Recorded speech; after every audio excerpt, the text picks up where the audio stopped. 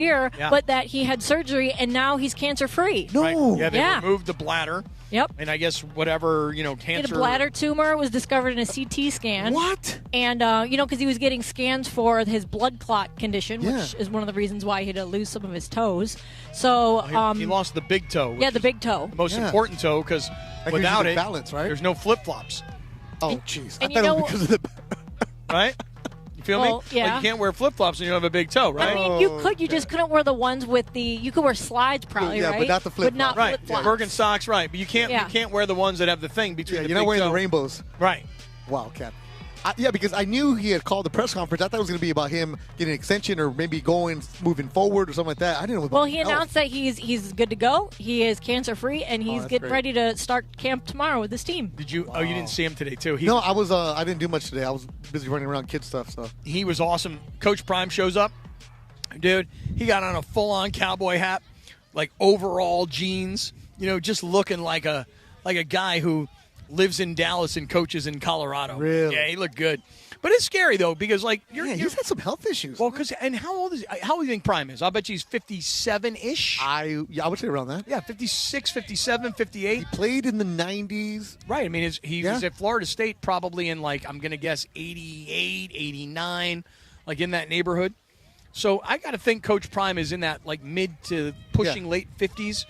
And, dude, can you imagine, one day? Yeah, he's 57. He'll be 58 next month. One day you're like, yeah, I'm just in for, a regular scan. The next thing they're like, oh, hey, by the way, bladder cancer. Wow. And, your whole world, changes in a heartbeat. But they did ask him something. It was interesting. They said something to him like, Coach Prime, how does it feel to stare death in the face? You know what I mean? Yeah. And he goes, he's so inspirational. Yeah, because his Instagram every day has a beautiful inspirational message. Yeah. I know he loves those. He said, I wasn't staring death in the face. I was staring life in the face. Whoa. Yeah, I know it was kind of deep. I'd like to hear more of it, but it was just that by itself that got me. I'm not staring death in the face with bladder cancer. I'm staring life in the face. How am I going to get past this? How am I going to beat this?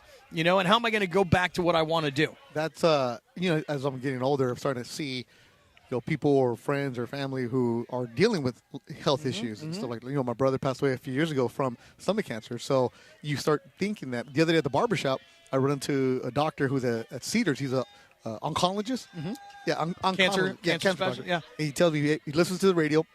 He's like, Beto, make sure you tell everybody, guys in their 40s, get your prostate checked. He goes, that could save your life. He's like, just do that. And, I finally got mine done, but it was that little stuff reminds you, you're not mortal, man. Oh, dude. My girlfriend this past weekend tells me that her cousin, who's the exact same age, found out she has ovarian cancer. Oh, jeez. And here's me with my terrible bedside manner. I'm like, oh, no, that's terrible. It's not like, oh, don't worry, babe. She's going to be okay. She's going to fight it. But that's better than, the fake sympathy, right? No, it was like, oh, no, she's a goner. We expect that from you, Captain. Right. I didn't want to say anything. I didn't want to say the wrong thing. But my instant reaction was like, oh, no, that's terrible, because it is. So, Coach Prime, will he be coaching this year? Yeah, he says he's going right back to it. Okay.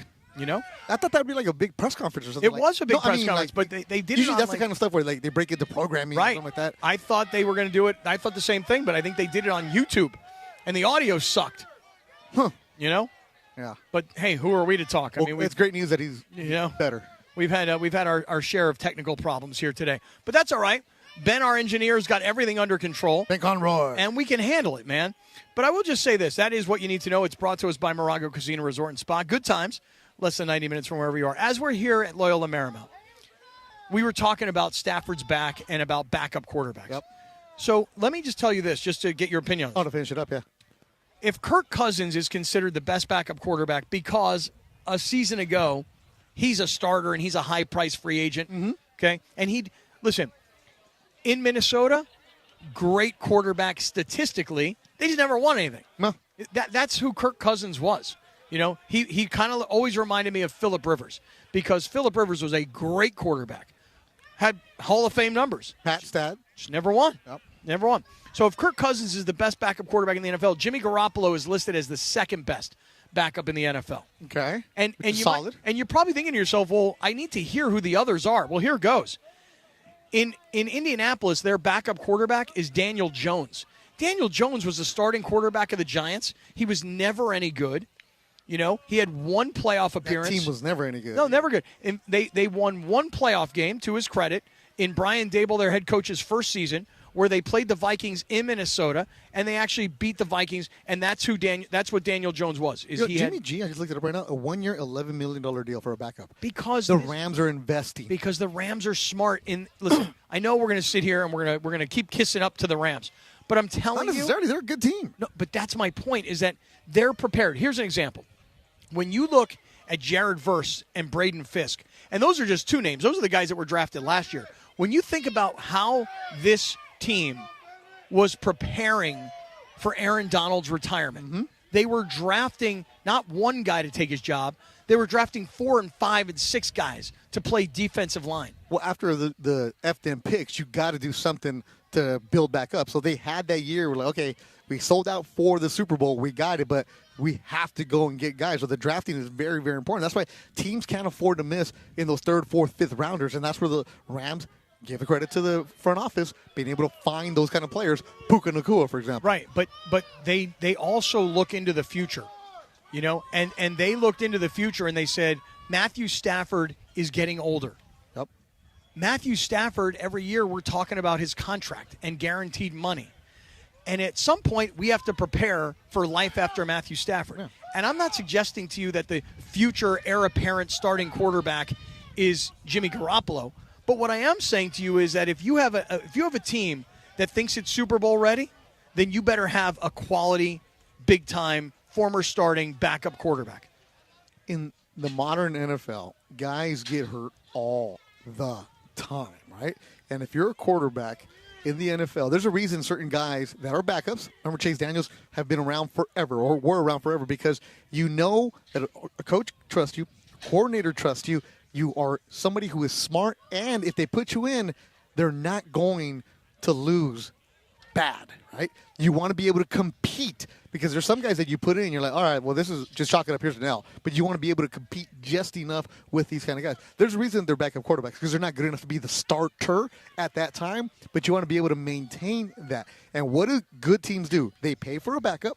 What do mediocre and bad teams do? You've called a lot of teams out for the years. What do? They go cheap on that. Right, of course. They go cheap on the second, third string guys. And what happens? They get bailed, and then they get hurt, and then all of a sudden, well, we don't have a quarterback. Well, you never planned for this. Rams planning. So Jimmy Garoppolo would be ranked number 2, backup quarterback. Daniel Jones, 3 at Indianapolis, just because he's a former starter. Yeah, but he was also he has talent. He was just on a bad team. Right. So you don't know exactly what he is. Jake Browning of the Cincinnati Bengals has played because Joe Burrow's hurt. So every time Joe Burrow gets hurt, Jake Browning steps in, and last year he put up Jake Browning that high, huh? Number 4? Yeah. Here's why because here's the list. The New York Giants. Russell Wilson has been named the starting quarterback of the New York Giants. The backup is Jackson Dart, their first-round draft pick out of Ole Miss. Former USC guy. Yeah. The 49ers, they paid Brock Purdy, and the backup quarterback from the same draft class, former first-rounder, former starter of the New England Patriots, Mac Jones. Mac Jones. In Washington, if Jaden Daniels gets hurt, the backup is Marcus Mariota. Solid. A former number 1 overall pick. Solid. A guy who's got, a lot of different teams, bunch of starts under his belt. Not bad. Andy Dalton's the backup in Carolina. Yeah, I saw that the other day. Pretty good. And then you start getting into some names, and you're like, okay, Malik Willis in Green Bay, Jacoby Brissett in Arizona. Jacoby Brissett is. I know, right? What about Trey Lance, Cap? So Trey Lance, though, DeAndre, Trey Lance doesn't get qualified as a backup quarterback because he's considered a third-string quarterback. Got you. Because the backup quarterback for the Chargers is Taylor Heineke. That is right. That is right. So Trey Lance gets characterized as a third-string quarterback, not as a backup quarterback. What up, DeAndre? Oh, wait, get him, DeAndre. What's going on? What's happening? I just want to chip in a little bit. I just want to chip in. No. Hey, we miss you out here, buddy. Let me tell you. By the way, DeAndre, I was waiting for you to jump in with that one right there. Good job, bro. Come on, man. You got to get Cappy Brady. He's on his toes right now. DeAndre, let me tell you something. 2 years ago, had we gone through with the game plan of pumping you up to turn you into an NFL linebacker, man, you'd look like Jared Verse now. Oh, I'll be ready to go, man. Jared Verse, when he got here, I was like, yeah, he looks like a kid who came from college, small school, Albany, transferred and finishes college at Florida State. He looks good, and he's had a good college career, first-round pick. But now, when you see Verse out here, and you see how thick he is and how big he is, like I didn't realize when we interviewed him the day of the draft, I'm like, yeah, he's tall, he looks pretty good. but now he looks like a freaking monster, dude. DeAndre would have been out here little guard, man. Nah. Like Cal said, give me 2 years. I would have gotten my body in the right way. He pumped himself up to like 250, DeAndre. I know. And then he got off the creatine and got himself back down to like 225. Man. That's those Aaron Donald workouts. You only need 5 grams of creatine, not 50 like Cappy. No, 25 grams. Oh, my goodness. But I'm only taking 5 grams a day. I started taking creatine because of you. You did? Yep. I put it in my smoothie in the morning. Tell you what. 1 scoop only, Cap. 1 scoop. That's all I do is 1 scoop? Yeah, right. No, it's true. But I take the gummies. Oh, the gummies are 5 grams, and the packaging says you can take 25 grams a day. Dude, there's some big dudes out here. They're all on creatine out here. Even the backup to the backup, like the guys who are not going to make this team, who are fresh out of college, who are just, it's going to be their first camp before they end up on a practice squad somewhere else, or, hey, maybe never even play again. These dudes are jacked, man. You forget how big NFL guys are. And then the receivers, even though they're only weighing $180, it's all solid muscle with like 4% body fat. Yeah, and Devontae just walked out onto the field. Right behind Brian Young, the linebacker, number 0, who, by the way, that's you want to be standing out. You play linebacker at number 0. But Devontae just walked out, and he's not he's in like shorts and a T-shirt today. And I think that they actually had put out some release that said, they're kind of taking it easy with him too. Yeah, there's no need. Look, when you're a star like that, Cappy, you don't need to be out here the first couple of days of training camp, man. You're gonna ease your way because you know how to treat your body, man. You know what's up. Dude, you're 32 years old. Hey, coach, you want me for the season? You want to try and make it through the whole season? Let's take it easy in training camp. What do you say, I'll Coach? be here. I'll be on the field. I'll advise, but I've earned the ability to say, nah, just like you. You get the new contract, right? The big contract. You get to take days off whenever you want, right? No, that's not me. That's Mason in Ireland. Steve Mason. That's right. I know we get confused frequently. Sorry. But that's right. Coming up, talking about all these quarterbacks. If you're a USC fan and you're following Caleb Williams, the reports from camp are not very good right now. Who's this coming out here, Cappy? Well, there's Verse. Look at Verse's guns. Dude, Verse. Verse. He already has the mouthpiece on. Look at Verse. He's got the mouthpiece on, ready to go. Listen to this crowd. They love him. Jeez. Last year's Defensive Rookie of the Year. There he goes. I'm telling you, guns. DeAndre, those could have been your guns, man. They are DeAndre's guns, bro. Those could have been your guns, bro. You could have been working out with Aaron Donald. I still can. Well, you can, but you're getting older, man. No, you can work out with Aaron Donald. I'm not washed. Retired. I'm not washed. No, you may not be washed like me, but you definitely, Cappy, you ain't washed. You're just gently used. Oh, okay. Thank you for that. Hey, this crowd is great here today, by the way. Yeah. I mean, listen, these guys stands are packed. Yeah.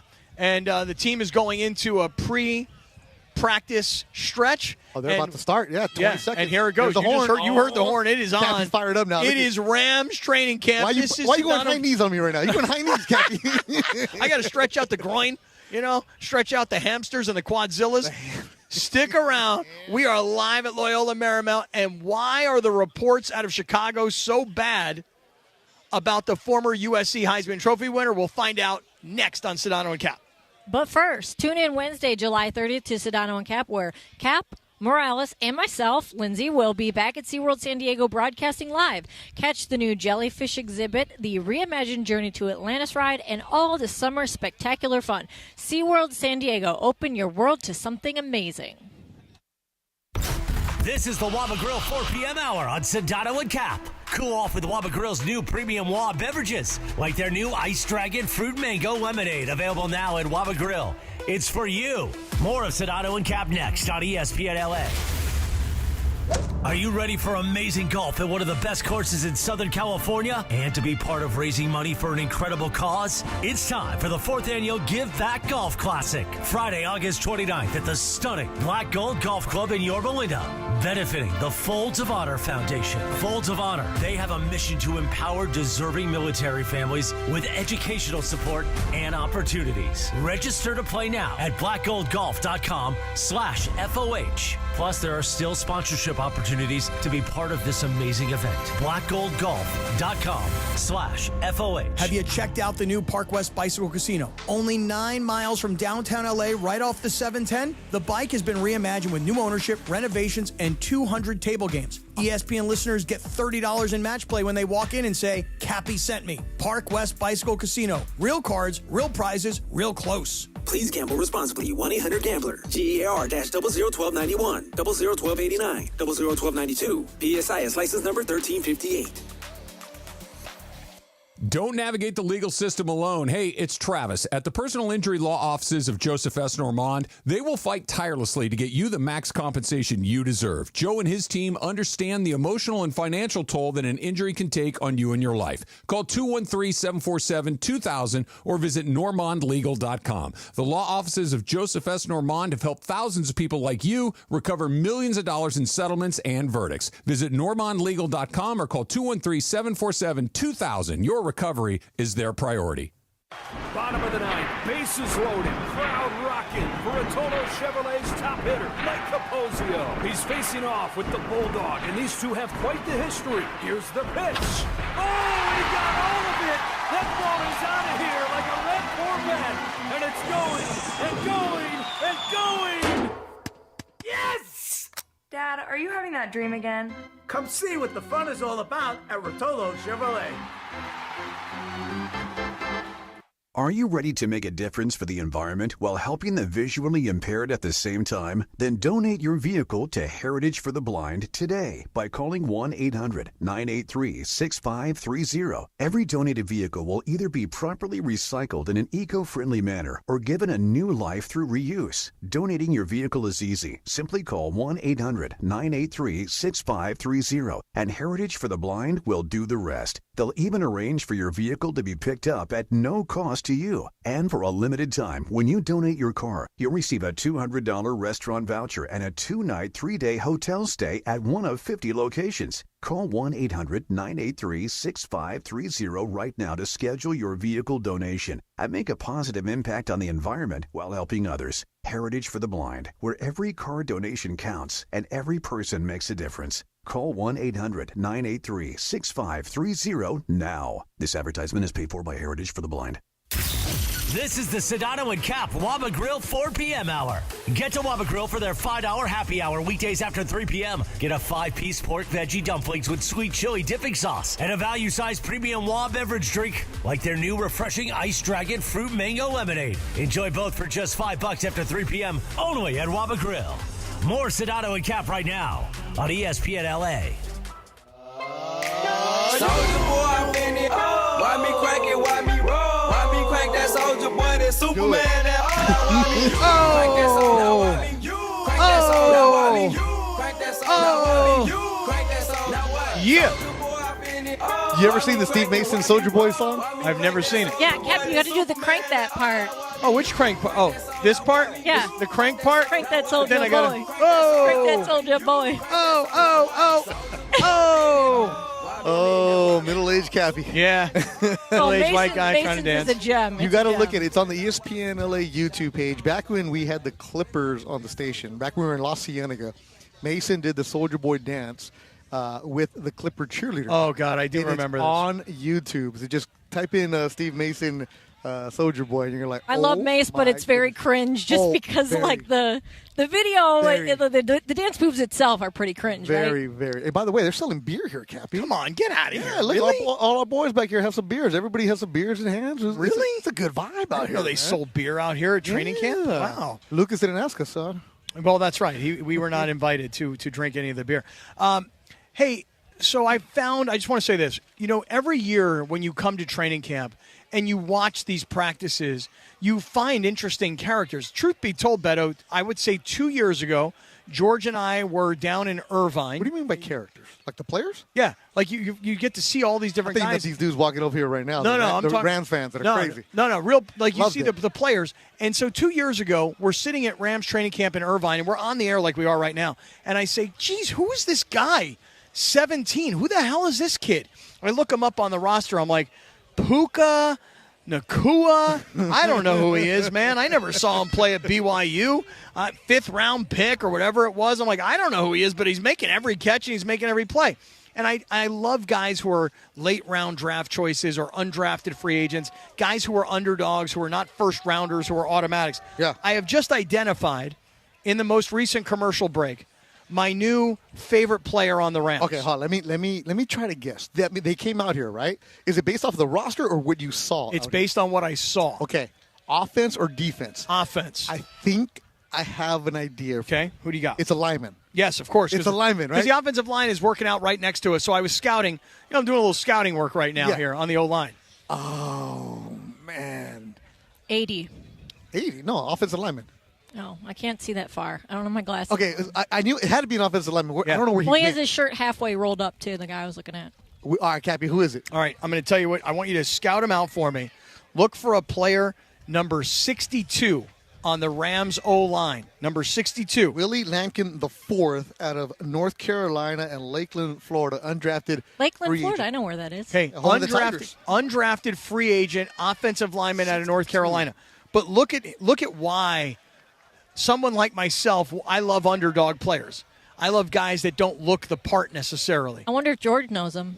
Well, he played in the 62, ACC. Right, that's what I'm saying. Yeah. I know you, bro. Dude. Is he standing next to number 70 right now? You want to know why I love this guy? And by the way, I've seen him for 30 seconds. Okay. And I'm already in love with this guy. You ready for this? I don't know why, but there's Coach. Hey, He's Coach. 5. Okay, here comes Coach McVay. Right on. Coach McVay walking right by. You'll hear the crowd. They now realize Coach McVay's in the house. He's a rock star. Oh, I see him, and he's standing next to KT Levinston, who's 6'5". Yep, that's all right. I thought you were going to go with the long hair dude next to him. No. You love the 5'11" guy. Willie Lampkin IV, a 23-year-old undrafted rookie free agent out of North Carolina, is 5'11", 290. Oh, okay. 5'11", 290. That means that you're a guy who you're playing against guys who are, all the offensive linemen are 6'5", 320. Yep. This guy's 5'11", 290. So he played at North Carolina, ACC guy. So Sedano got to know That's what I'm him. saying. We should ask George, but he's probably not. He's probably out of pocket. Yeah, see, unlike me, I'm never out of pocket while on vacation, but he is. It's worth a text, But let me tell you, I thought you were going to go with Wyatt Bowles, who's 6'5", 300 at a Utah State, with the long locks right there flowing. I thought that. What number is he? Point him out to me. He's got the jersey rolled up. That's who I was talking about. Yeah, I thought he was gonna go with that. Yeah, same for that reason. The long locks, yeah. like Adonis looking kind of guy. The big guy. Say Wyatt Bowles, 6'5", 3 Bills, rookie out of Utah State, undrafted free agent. I thought you were gonna go with that just for the hair. So I love the undrafted free agents. I do. See, me and Lynn's on the same page. Willie Lampkin. We know I'm your gonna type, text Cap. George. Yeah, we know your type. But I do like. Listen, 5'11", 290. Yeah, that is a very peculiar body type in an NFL training camp. But listen, that means he's a bulldog. Dude, he's 5'11", 290 as a lineman. Dude, bulldog. Aaron Donald was 5'11", 290. And people said he could never possibly play the interior defensive line. Couldn't do it. And, of course, we know he did it better than anybody. Okay, I see Ryan Clark in the house. Ryan Clark is here from ESPN. And I think this gentleman right here is Channing Crowder. I think that's his, podcast partner. Yep. I think who was a former Miami Dolphin linebacker. Oh, I like Ryan Clark. Just goes right onto the field. Oh, yeah, he's he got his don't care. own boom mic. He's got his own camera. Yeah, he's walking around like NFL Network's following him or something. He's talking to Lake. Is that Lake 37? Yeah. I'm he's trying to see Quentin Lake. Yeah. who the third guy is. I can't really. Crowder. Crowder's got the long hair. Oh, but the other guy over there? Yeah. I like how Ryan Clark just walks from the field, bro. Cappy. Yeah. Do that, Cappy. I would do that. I 100% do that. You need a boom mic and you need a camera crew right. with You got to have people following. Well, we got Lucas. You got to have that ESPN TV face where everybody knows you. You know what I'm saying? That's what you need. He can pull that off. And also NFL tenure, right? That also helps. That helps. Having played for the Steelers and having been a really good player. That helps a little bit. Cappy's got that, though. No, I have training camp. I know, it still counts. I got a couple preseason games on my resume. It counts. That Ricky Henderson line. Late Ricky Henderson. Ricky, you got tenure. He goes, tenure? I got 20 year. I kind of thought, I can't. I got to tell you something. I got to go get my eyes checked. Yes. Seriously. We've been telling you that since you signed here 5 years ago. I can see my computer, no problem, but with readers, it looks that much bigger. But I'm telling you, you're 3 feet out, 4 feet out, and 20 feet out, it's all blurry now. You don't wear glasses, right? No. Your phone is, the font size is 40. No. Look at my font size. Tell me that's not standard. No, that it's is standard not. font. Let me see your phone. This is standard font but size. We open up a text. Okay. Open up a text. Look how. That is standard. Same thing. No. Bro, I don't know how to a little bit bigger. I don't know how to change the font. You should make it bigger. This is a brand new phone. I don't know how to change the there's font your amigo, size. the guy you identified a couple years Here ago. Here comes Puka. Yep. But he's not in 17 anymore. He gave up 17, so he gave it to Devontae. Number 12. And now he's number 12. Yeah. So what did he give him for that? I forget. I don't know. We should look ask that him up. later. We should. Yeah, we should definitely. We should ask him. We'll have later. Puka a little bit after 6 o'clock when practice is done. Yeah. Expected. Hey, so we're here at Rams training camp today, but if you're an SC fan, if you're following the career of the former SC Heisman Trophy winning quarterback Caleb Williams, last year wasn't really great.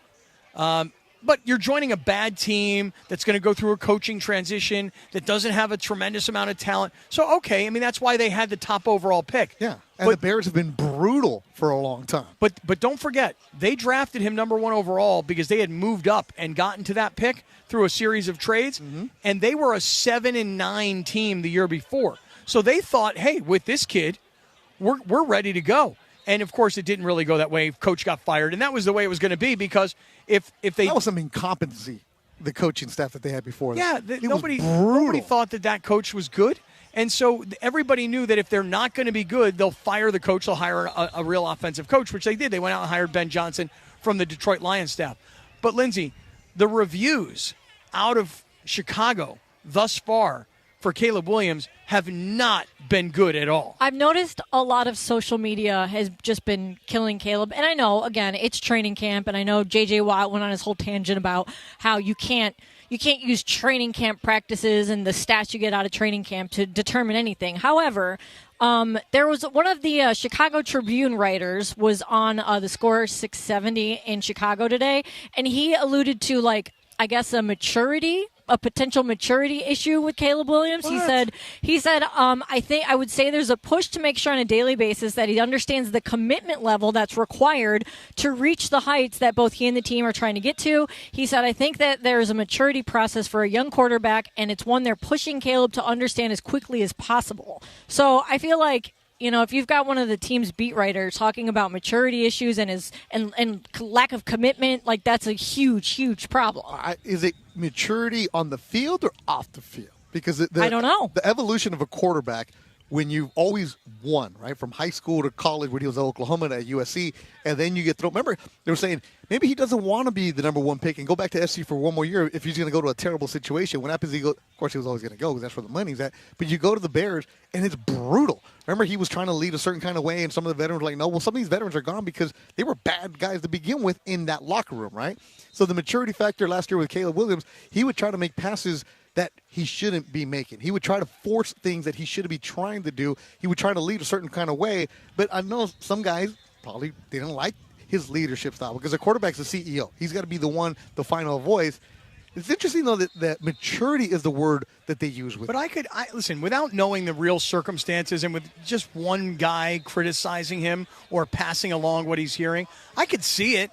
I mean, Caleb Williams has probably been babied since he's a little kid. Don't you remember when he was going to leave SC that him and his father were talking about, well, we want a part of the equity of the franchise. But was it really true, or was it just reports? Well, I mean, there's always something around him. Of course, well, that's my point. And so when you've been good for a long time and everybody's been kissing your ass since you're 15 years old and you've been making $10 million a year while you're at SC, you show up and instead of just being like hungry to prove yourself, you're like, I got money, I got cars, I got houses, I have all that before I get here. Well, how many guys at SC, the stories would come out later on that it was the Caleb business, and he lived where he lived, he did his thing. People were, he's on our team, but we don't see him, we don't know him. Like that, it wasn't like that rah-rah leadership. That's not how quarterbacks work in college anymore because there's so much money, there's so many different things that they're not living on campus apartments when you can live in the Hollywood Hills at SC while you're playing there, for example. But a guy with Caleb Williams, he wants to win. It's just how is he going to translate being viewed by his teammates who've never won to now somebody who's going to come in and tell us how to do things. Like, wait a minute, you're still a second-year guy. Well, and the other thing is now you got a new head coach and a coach in Ben Johnson who came from Detroit, Jared Goff was his quarterback, and Goff was as hungry as there was because he wanted to prove everybody wrong.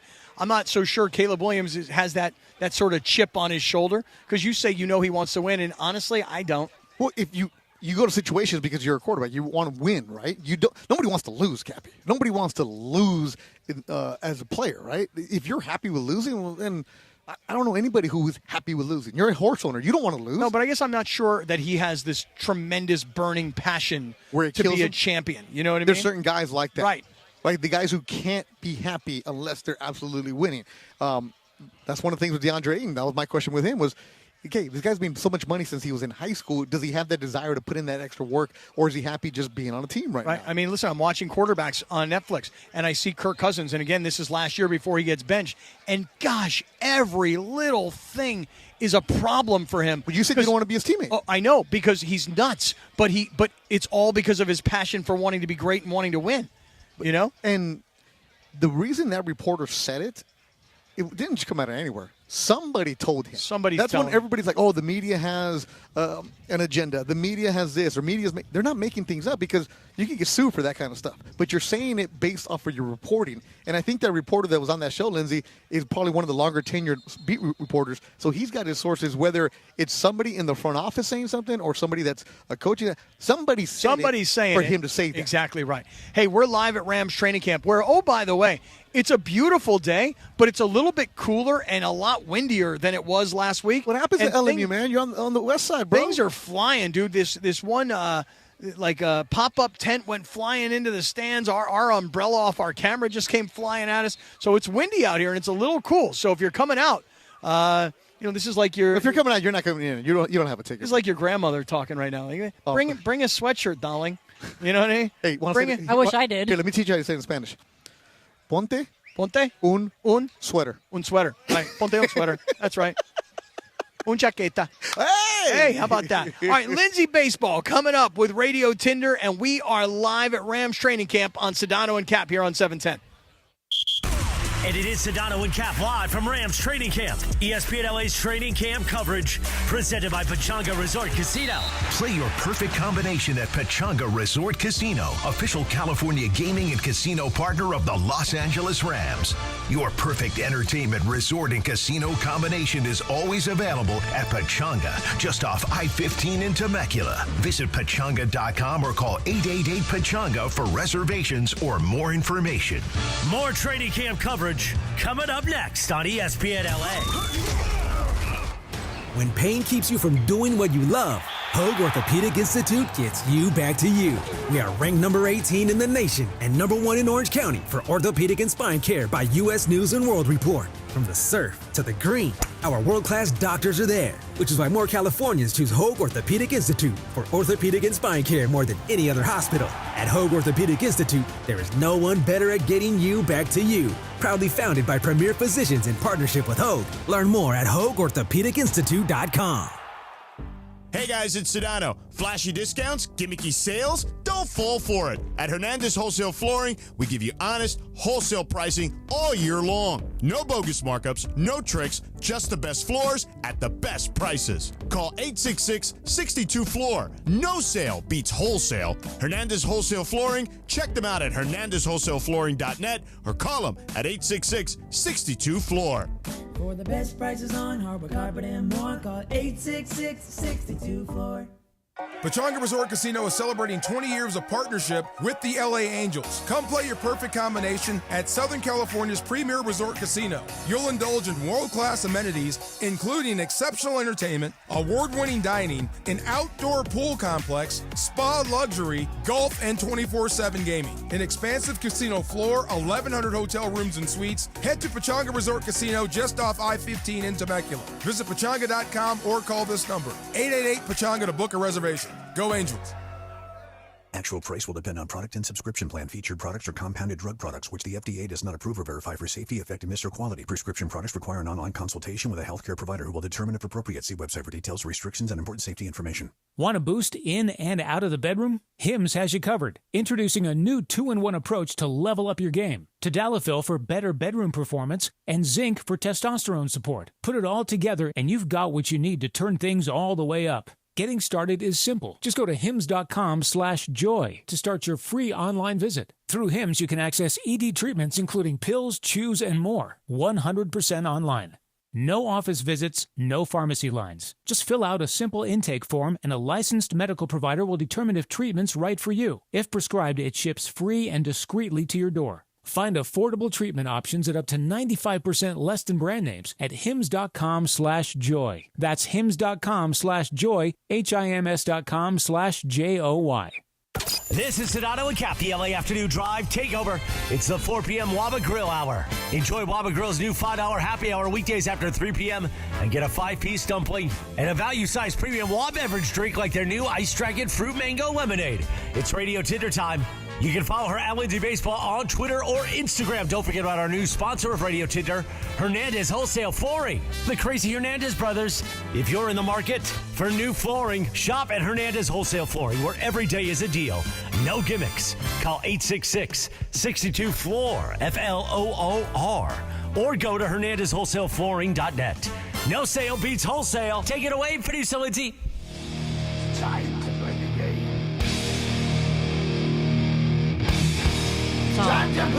I saw a lot of Triple H, a lot of wrestling guys recently, with all the tributes to Hulk Hogan. We are live from Rams training camp. This is Sedano and Kap. The Rams are currently on the field working on punt coverage, and that's happening to our right. To our left, the offensive line and quarterbacks are getting loose. I said earlier at the beginning of today's broadcast, you never know who stops by here. I'm looking at Macaulay Culkin, the actor from Home Alone, who's standing right over here. Yeah. His wife, Brenda Song, who I wouldn't really know much about her if it wasn't for Running Point. Did you ever watch that series, Running Point? Which one's that? That was the one about, like, Jeannie Buss. Oh, the Jeannie Buss? Yeah, no, I watched a couple episodes, but no. It was like this sitcom about Jeannie Buss, and at the end of it, I did tell my girlfriend, no, this is about, like, Jeannie Buss, the owner of the Lakers. And she's like, you're kidding me. And I'm like, no. I'm like, look, executive producer, Jeannie Buss. So, like, it's all her stories. And maybe they're exaggerated a little bit. But so there you go. There's Macaulay Culkin and his wife, Brenda Song. I loved him as Thomas J. in My Girl as well. Okay. Remember he gets stung by the bees? Oh, yeah. My Girl was cool. That was a great movie. Yeah. It was a good movie. Still watch Home Alone. One of my favorites. Oh, yeah. Yeah, so you just never know who's going to show up at training camp. And that's what's going on here so far. Well, you also never know when you might accidentally ingest yourself some THC. And that's what happened at a pizza place in Wisconsin when they ran out of cooking oil. Start this again? Okay, a pizza place in Wisconsin. It's called Famous Yeti's Pizza. Famous Yetis. Yep. They ran out of their own cooking oil, and so the employees borrowed oil from a shared kitchen used by multiple businesses, which apparently includes a store that sells THC products. And so they used it on their pizza. And so, yes, it contaminated, it affected at least 85 people.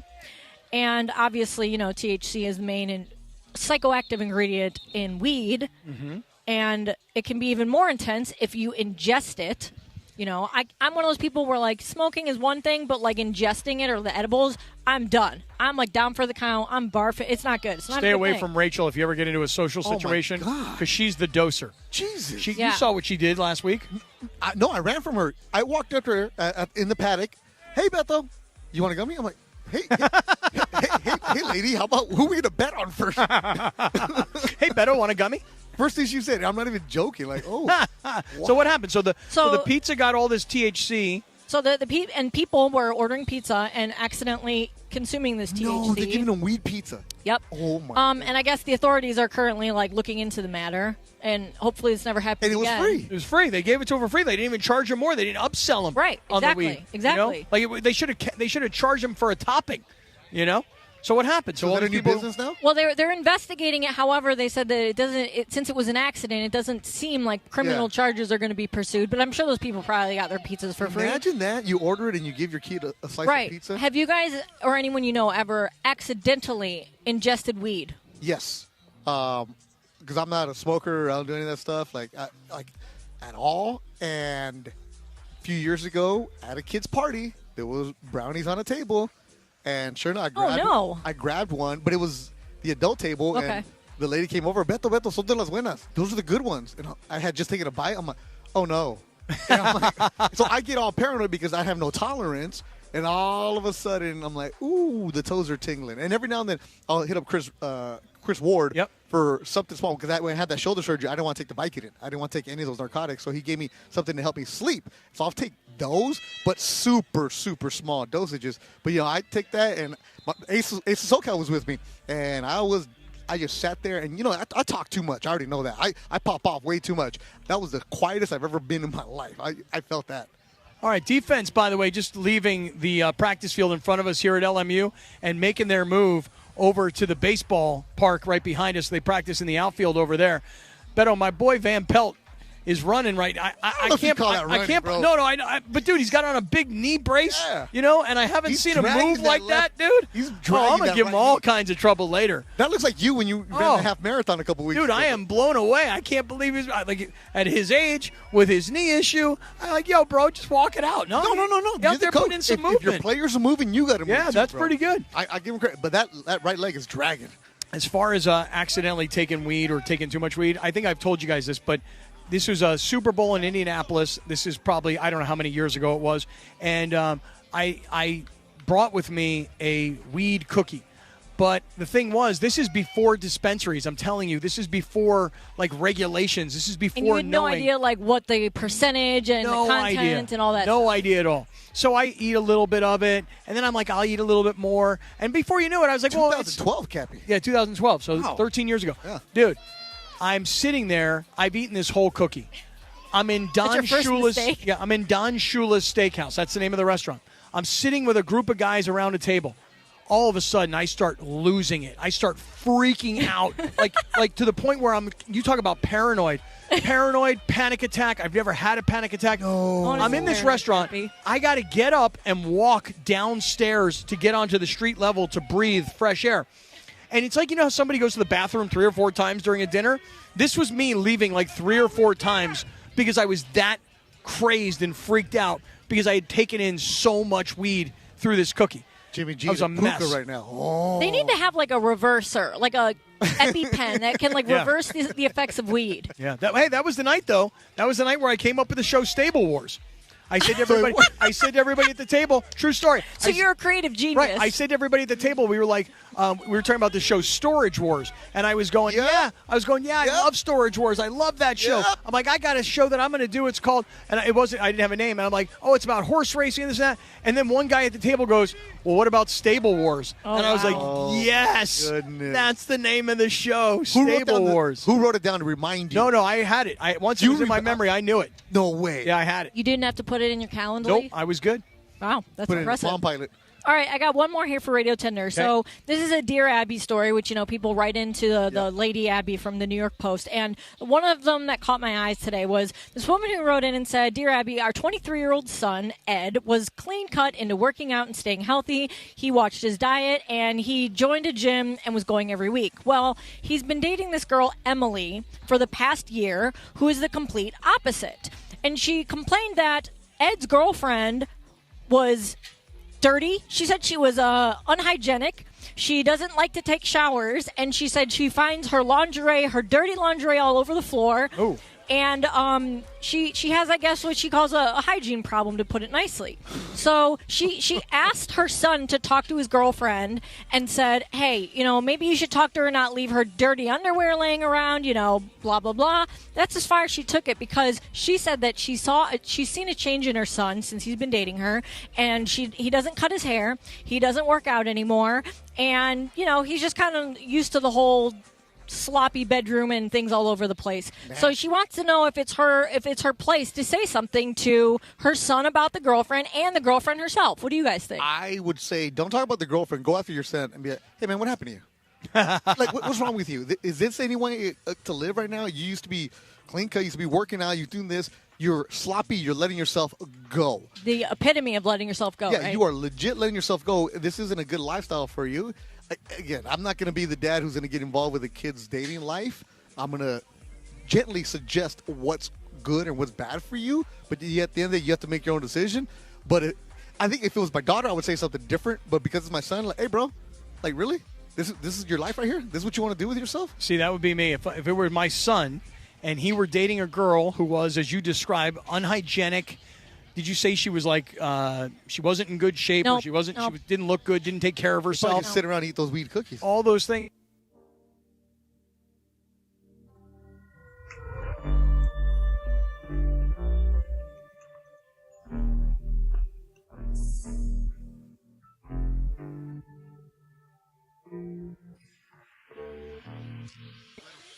You thought it was who?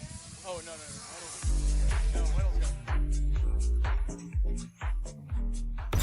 This is the Waba Grill 4 p.m. hour on Sedano and Cap. Cool off with Waba Grill's new premium Wah beverages, like their new Ice Dragon Fruit Mango Lemonade, available now at Waba Grill. It's for you. More of Sedano and Kap next on ESPN LA. The League's Cup kicks off tomorrow night. As LAFC takes on Mexican side Mazatlan at BMO Stadium. Can the black and gold start their tournament run with a statement win? Catch all the action starting with pregame at 7 p.m. on 710 ESPN and the ESPN LA app.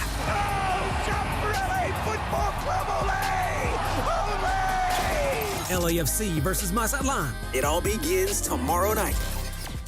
This is an ad by BetterHelp. Hey, it's Mace. Workplace stress is now a leading cause of declining mental health, with 61% of the global workforce feeling it more than ever. You can't escape work, but you can take small steps to take care of yourself. A walk, some sun, a favorite song. Therapy is one of those steps. Ongoing support to build resilience for whatever the day throws at you. Balance is tough. Getting help shouldn't be. Visit BetterHelp.com/timeout today for 10% off your first month. That's BetterHelp.com/timeout. Ignite your afternoons at Waba Grill's $5 happy hour with our 5-piece pork veggie dumplings and a value-sized premium Wah beverage drink, like our zesty dragon fruit mango lemonade. Enjoy $5 happy hour weekdays after 3 p.m. only at Waba Grill.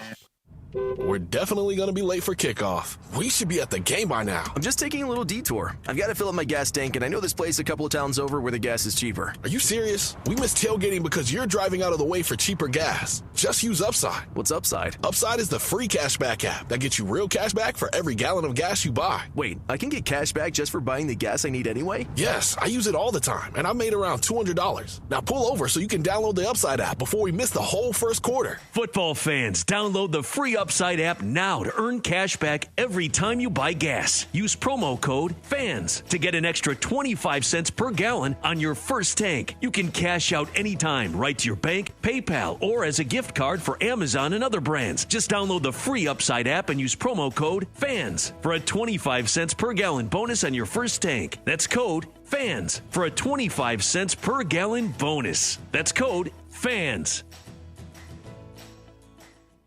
Sedano and Kap is on for your Monday afternoon. We are live from Rams training camp at LMU. Our training camp coverage presented by Pechanga Resort Casino. Now more of Sedano and Kap live from Rams training camp right now on 710 ESPN, the all-new ESPN LA app, and on YouTube at ESPN Los Angeles.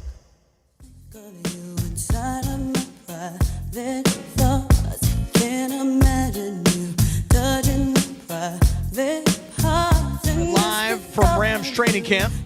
Beto is in for Sedano. Sedano is on a much-needed,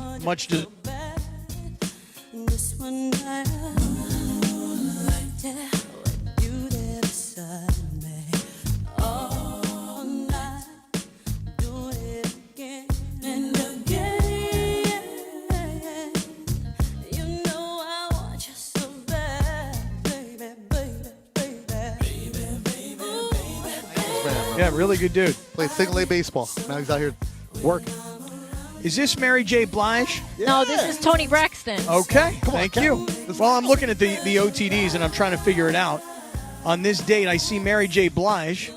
I was looking. I don't see Tony Braxton on my list here. Well, it is Tony Braxton. Oh, there it is. There you go. 1996. You're making me high. Speaking of all those weed pizzas. Exactly. You know? Good job, DeAndre. Right on. All right, so we are live at Rams training camp. What's happening right in front of us is this.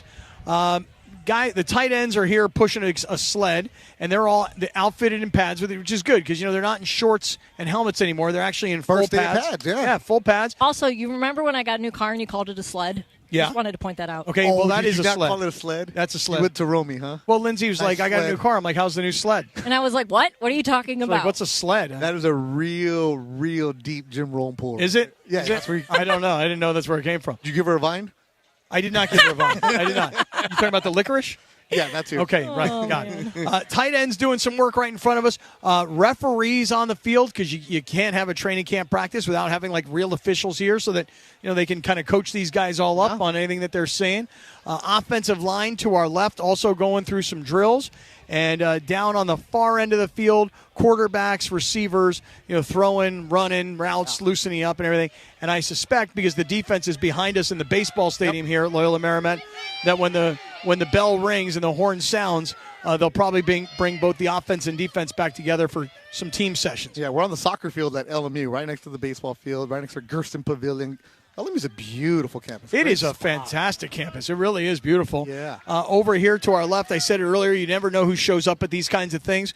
Actor Macaulay Culkin, who I've seen a couple times at like Laker games, and his wife Brenda Song, who I only really know her from A Running Point, that series that was on, I think it was on Netflix, about Jeannie Buss. So interesting characters out here today. Ryan Clark. That's Macaulay. Yeah, we got to get Macaulay Culkin on. Now, look, in the old days, if I were the producer or if I were one of the social media kids, I walk right up to him and go, hey, Mr. McCulkin, well, do you want me to go up? Did you say Mr. McCulkin? Yeah. Yeah, that's what I would say, too. You combined his name? Mr. McCulkin. Mr. McCulkin or whatever. No, that's whatever. his name. No, Macaulay Culkin. No, you're right. One word, Mr. McCulkin. Mr. Culkin. Yeah, Mr. McCulkin. Well, I mean, you guys, we didn't really discuss this. If you want me to go ask him, I'll go ask him. Well, I think that you have said you want him to be on the show much more. I mean, Bergman is, texting about Brenda Song, saying that you'd have a great time with her, especially because not only did she do Running Point, but also she's a huge Rams fan. And Ben Conway has multiple headsets. We can get them both. Listen, there's no doubt we should have Macaulay and Brenda on at the same time, the husband-wife combination. And we bring them over here because they're shade. They're in the sun right now. He's got the fedora. Yeah, he does look like he's ready for the racetrack today. And we can offer them Starbucks. Well, no, we can't do that. You can offer them half of what's left of this Jersey Mike's sandwich that we have half here. of a cookie, too. Yeah, which is baking in the sun. And no, I hit it, so it's you did? Yeah. Okay, got it. Dude, these linemen are huge to the left of us, Cappy. Well, I mean, you when you see and you hear the names, right? You read the stats, you're like, 6'5", 300. You're like, they all are. But then, like, covering NBA, you forget how tall people are. Yeah. You see 6'7", 6'8", you're like, all right. You see 6'5" NBA game, you're like, oh, little guard. Out here, 6'5" is a monster. Oh, dude. Well, take a look at Rob Havenstein, number 79.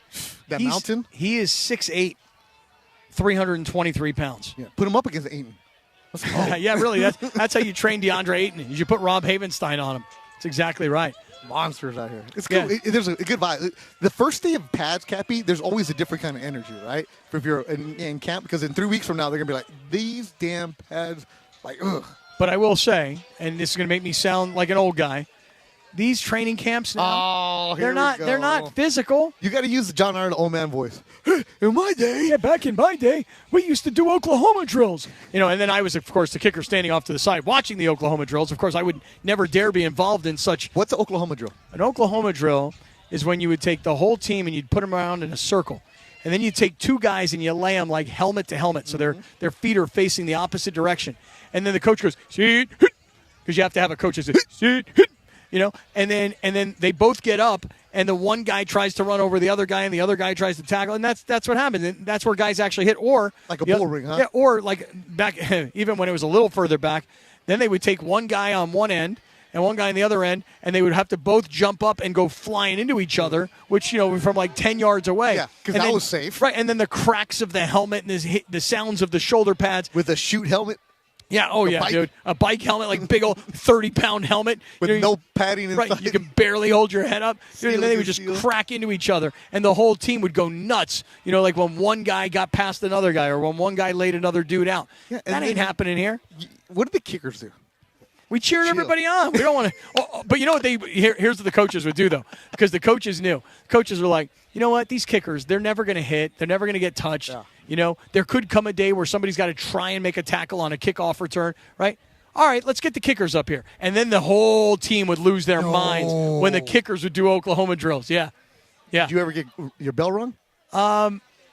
This is where you lie, Cappy. There's no video. Right. Like, no, hell no. Hell to the no. No. Hey, Beto, I didn't get my bell rung. I rung bells. Yeah, ring my bell. Hey. Ring my bell. My bell. Ring-a-ling-a-ling. Yeah. Oh, Cappy. You made me today want to go home and watch Friday Night Lights. You made me want to watch Dazed and Confused, right?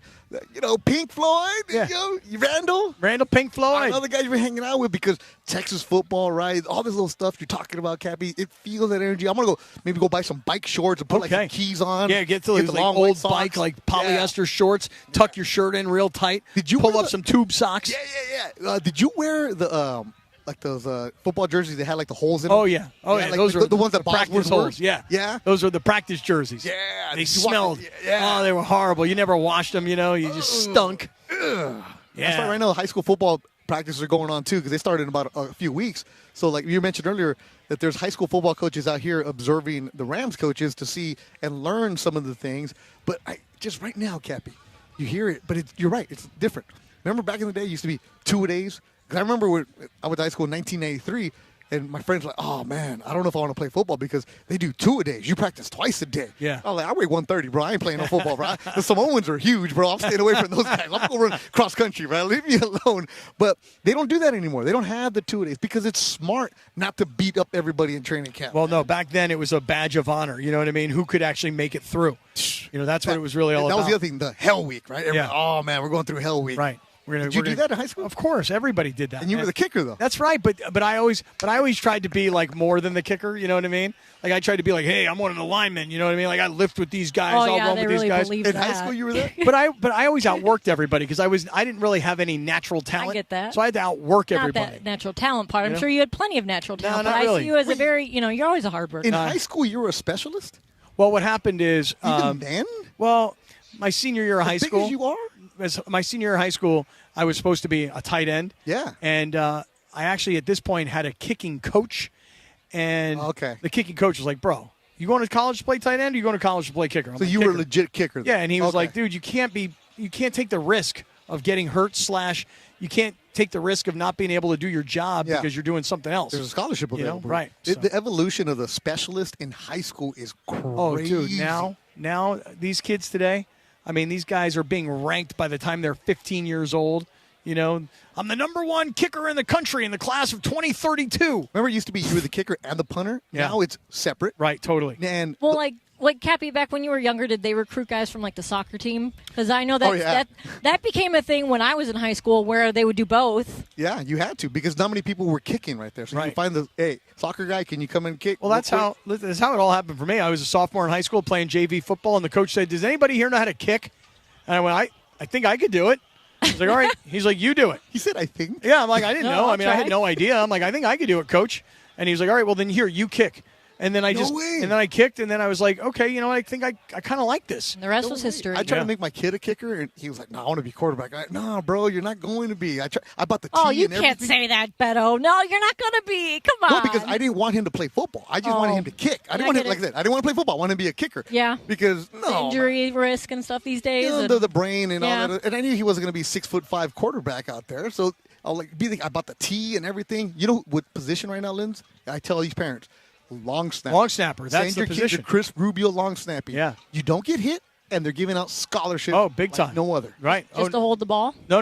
Snap the Oh, ball. to snap it? Yeah. Okay. So guys who snap on field goal and punt, yeah, for sure. They get ranked in junior high now. All right, here comes the defense. Defense is coming back from the LMU baseball stadium. Offense is moving to our left. Defense is coming in, moving to our right. And the Rams are about to have offense versus defensive practice. Stay with us. We'll do play-by-play. We'll see if we can get McCulley over here if he wants to do some play-by-play and whatever else is happening here. Sean McVey expected to join us. Puka Naku expected to come by, so hang out for all of that. But I want to say one thing to everybody who's tuning in right now, and that is if you've been thinking about selling your home, and you've heard about Seller's Advantage on the radio, or if you've seen the billboards around town, you might have some skepticism running around, right? Like, hey, are they just like some shady company? Are they trying to take advantage of me? Let me tell you something. I know Damon, the CEO of this company. Nothing could be further from the truth. Seller's Advantage has been buying homes from sellers in Southern California for more than 20 years. They have an A+ rating with the Better Business Bureau, and there's a reason that they have some of the best reviews in town. Seller's Advantage will come to your home, look around, and then make you a competitive cash offer, and you decide after that. Do you want to put money into making expensive repairs? Do you want to spend money or share money by paying an agent commissions? Well, you don't need to do that. No agents, No expensive repairs, not when you're selling to Seller's Advantage. They're going to buy your home as is, and they take great pride in buying on your terms. So if you want to sell your home, you call Seller's Advantage for a no-obligation offer at 888-390-AS-IS, 888-390-AS-IS, 888-390-AS-IS, or 888-390-2747. You can always visit sellersadvantage.com. If you're thinking about selling your home, call Seller's Advantage. And it is Sedano and Kap live from Rams Training Camp. ESPN LA's training camp coverage presented by Pechanga Resort Casino. Play your perfect combination at Pechanga Resort Casino, official California gaming and casino partner of the Los Angeles Rams. Your perfect entertainment resort and casino combination is always available at Pechanga, just off I-15 in Temecula. Visit Pechanga.com or call 888-PECHANGA for reservations or more information. More training camp coverage coming up next on ESPN LA. Hi, this is Sean McVey of your LA Rams. The Rams play here. KSPN, Los Angeles. 710 ESPN. A good karma brands radio station. Real men don't bite their nails. They get them buffed and admired. Now your top reasons to visit Morongo. Save $30 on an indulgent 2-hour mani-pedi combo at Sage Spa. Number 2. Pointer Sisters, live August 23rd. And the number 1 reason. We're giving away a Jeep Gladiator and $5,000 in promo chips at 10 p.m. the 31st. Earn entries now. Be here at 10 p.m. on the 31st to win. Morongo, good times. When pain keeps you from doing what you love, Hoag Orthopedic Institute gets you back to you. We are ranked number 18 in the nation and number 1 in Orange County for orthopedic and spine care by U.S. News & World Report. From the surf to the green, our world-class doctors are there, which is why more Californians choose Hoag Orthopedic Institute for orthopedic and spine care more than any other hospital. At Hoag Orthopedic Institute, there is no one better at getting you back to you. Proudly founded by premier physicians in partnership with Hoag. Learn more at HoagOrthopedicInstitute.com. Hey, Joe Fortenbaugh here. Whether you're locking in your home run picks or riding with your favorite golfers this summer, ESPN Bet is your sportsbook for all the action. Go from checking stats on your favorite teams and players to placing bets in just a few taps. Plus, new customers can get $100 in bonus bets when you make your first $10 wager. Download the ESPN Bet app and sign up with the promo code JOEQ to get started today. Must be 21 plus. Gambling problem? Call 1-800-GAMBLER. Terms and conditions apply. See app for details. Offer not available in New York. Hey, listen to this. All I needed was a new starter. Got a great deal on eBay. Did it myself. Yeah, that's cool. But how about the soft purr of an upgraded exhaust when it fits just right? For me, it's the little things. Like these new windshield wipers from eBay I installed. From small fixes to big upgrades, eBay has all the parts you need at prices you'll love. Guaranteed to fit every time. eBay. Things people love. Eligible items only. Exclusions apply. This is the city, Los Angeles, California. It's 5 p.m. in the Southland. Turn it up, man. Time to blow that 5 o'clock whistle with Sedano and Cappy. That's right, it's the 5 o'clock hour on Sedano and Kap. And it's time for 30 minutes non-stop. Sedano and Kap on 710 ESPN. With fun and frivolity, tomfoolery and hijinks, and Cappy doing his thing, thanks to our friends at Real Father's Rights. Real Father's Rights, the father's rights attorney. Visit RFR710.com or call 833-ESPN-710. Let's do it, 5 o'clock in the Southland. 30 minutes of non-stop Sedano and Kap starts now. You ready for this? And time for the Real Father's Rights 5 o'clock hour on 710 ESPN. Let's do it, Jack. Go, Cappy. Boom, beat up, you're in that zone, Cap. Guys are hitting each other at camp. Hit somebody, Cap. Hit him. Yeah, it's true. Hey, we are live at LMU, Loyola Marymount University. Go Lions. Beto Duran is in.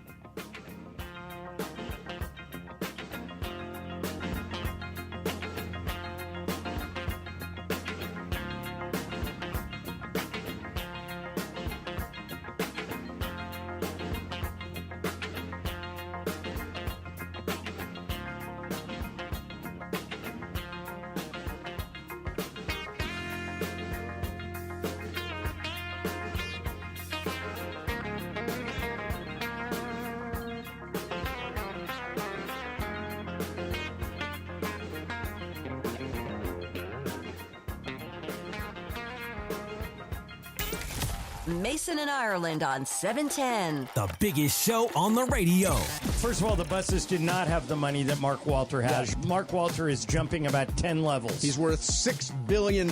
Yeah, the buses' money was all tied up within the Lakers. This influx of capital, we're not talking about players. Players do operate under a salary cap. Yep. We're talking about everything else. The rest of the league is reacting to this news. They should be terrified. They are. Yeah. Because now they realize the Lakers are a have when they've been a have-not. Yep. It's money to upgrade your facilities and your broadcast deals and your scouting department. Instead of having Rob run the whole department, the whole front office by himself, I would imagine eventually we're going to have like the Council of Elders. Smartest guys in the room. That the Dodgers have. Mason and Ireland, back tomorrow at noon. On 710 ESPN.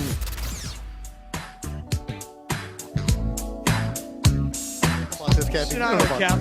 Oh, I do know about it. Hey ho. No, don't say it. Don't say it. No matter where I go, I see the Scott Kaplan. same bros. Yeah. I see them DeAndre, same why would bros. you set him up for this, man? Come on, DeAndre, you're trying to get me fired. I'm not. No, I'm not. You know I have no filter. None at all. And you know I'm going to sing, I see the same Jimmy bros. Jimmy G. That's what you see. All right, here's what's going on. So over here. the first team offense at Rams training camp at Loyola Marymount practicing against the first team defense. Now, first team offense comes off the field. Didn't really do very much, frankly. And now here comes second team offense versus second team defense. And now we're going to take a look at Stetson Bennett, who has been with the Rams under the radar for, this is, I want to say, his third year. You remember his first year, Beto, which was... We'll forget about it. Yeah, it was a wash because whatever he was dealing with. Oh, and he just by hit the way, number 15 right now. He just threw a beautiful ball to Kanata Mumfield, the 6'1", 185-pound rookie out of my alma mater, the University of Pittsburgh. Go, Mumph! There's a reason I didn't say his name. I wanted you to say it. Go, Mumph! Go Tigers. Go Panthers. Yeah, cat. Different cat. Some cat. So that was first down, and it would have been a first down, but they're doing situational practices here. So now they've got 2nd and 7. Stetson Bennett under center. Bennett hands off to the right. I'm trying to see what it is. I don't have binoculars. I can't see anything. Let me be your spotter right now. Yeah, please do. That's number 25. 25. Emmanuel Forbes. No, that's not him. Nope. I'm a terrible spotter. Okay, let's see who I couldn't see. Oh, was it 20? Was it 35? Ronnie Rivers? 35. There 35. Okay. Marquez Hunter out of Auburn. All right, Cappy, you're going to do play-by-play, and we're going to go back when I was Sedano's spotter. Okay. All right, so I'm going to go be your spotter right now. Stetson Bennett under center, 2nd and 4 coming up here for the Rams. The Rams at their own 28-yard line. And the handoff up the middle. Tackle broken, and it's going to be a first down for Marquez Hunter. Hunter, the 5'10", 209-pound rookie out of Auburn via Philadelphia, Mississippi. There we go. Fourth-round draft choice in 2025. Look at DeMarco with Ryan Clark, man. Oh, no, that's not Ryan Clark. That's DeMarco. That ain't Ryan Clark next to him.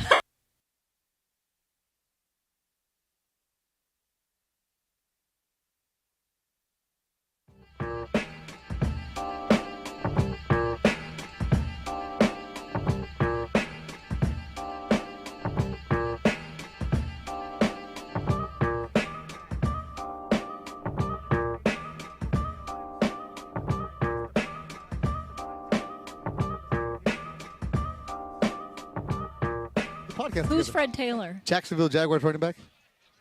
Back in the day, he was a fancy stud.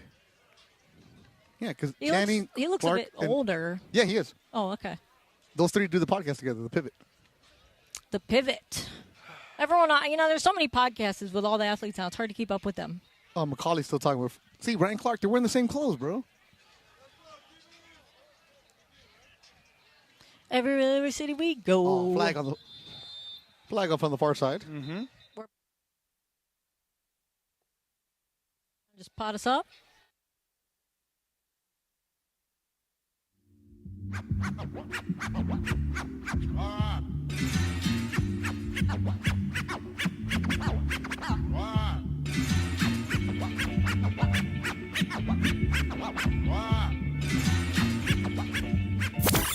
Don't miss Travis and DeMarco. Live from LA Live. Back tomorrow morning at 9 a.m. That's a bad deal. Trev? Because I stunk, not because of anything I did. Like, I was not a problematic teammate. I was not a chirper back at the coach. When I got benched, it's because I couldn't get anybody out. Yeah. Like, you don't get to pitch anymore. Why? Because you don't get anybody out. Oh, it's a hard thing to argue. Travis Rogers and DeMarco Farr. On 710 ESPN. The League's Cup kicks off tomorrow night. As LAFC takes on Mexican side Mazatlan at BMO Stadium. Can the black and gold start their tournament run with a statement win? Catch all the action starting with pregame at 7 p.m. on 710 ESPN and the ESPN LA app.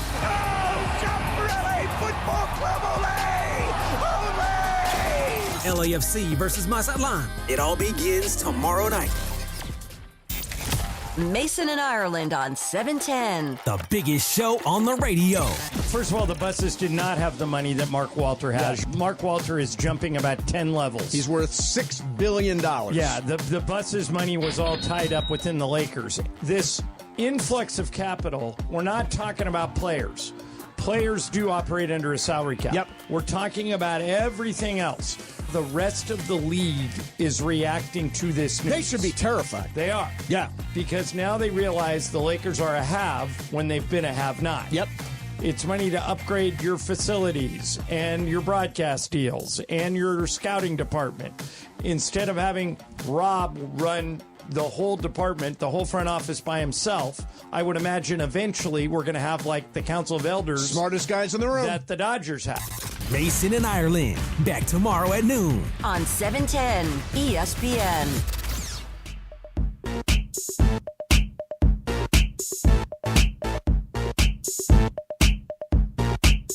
Stab that we're back up and running and back on the air. This is Sedano and Kap. We are live from Rams training camp.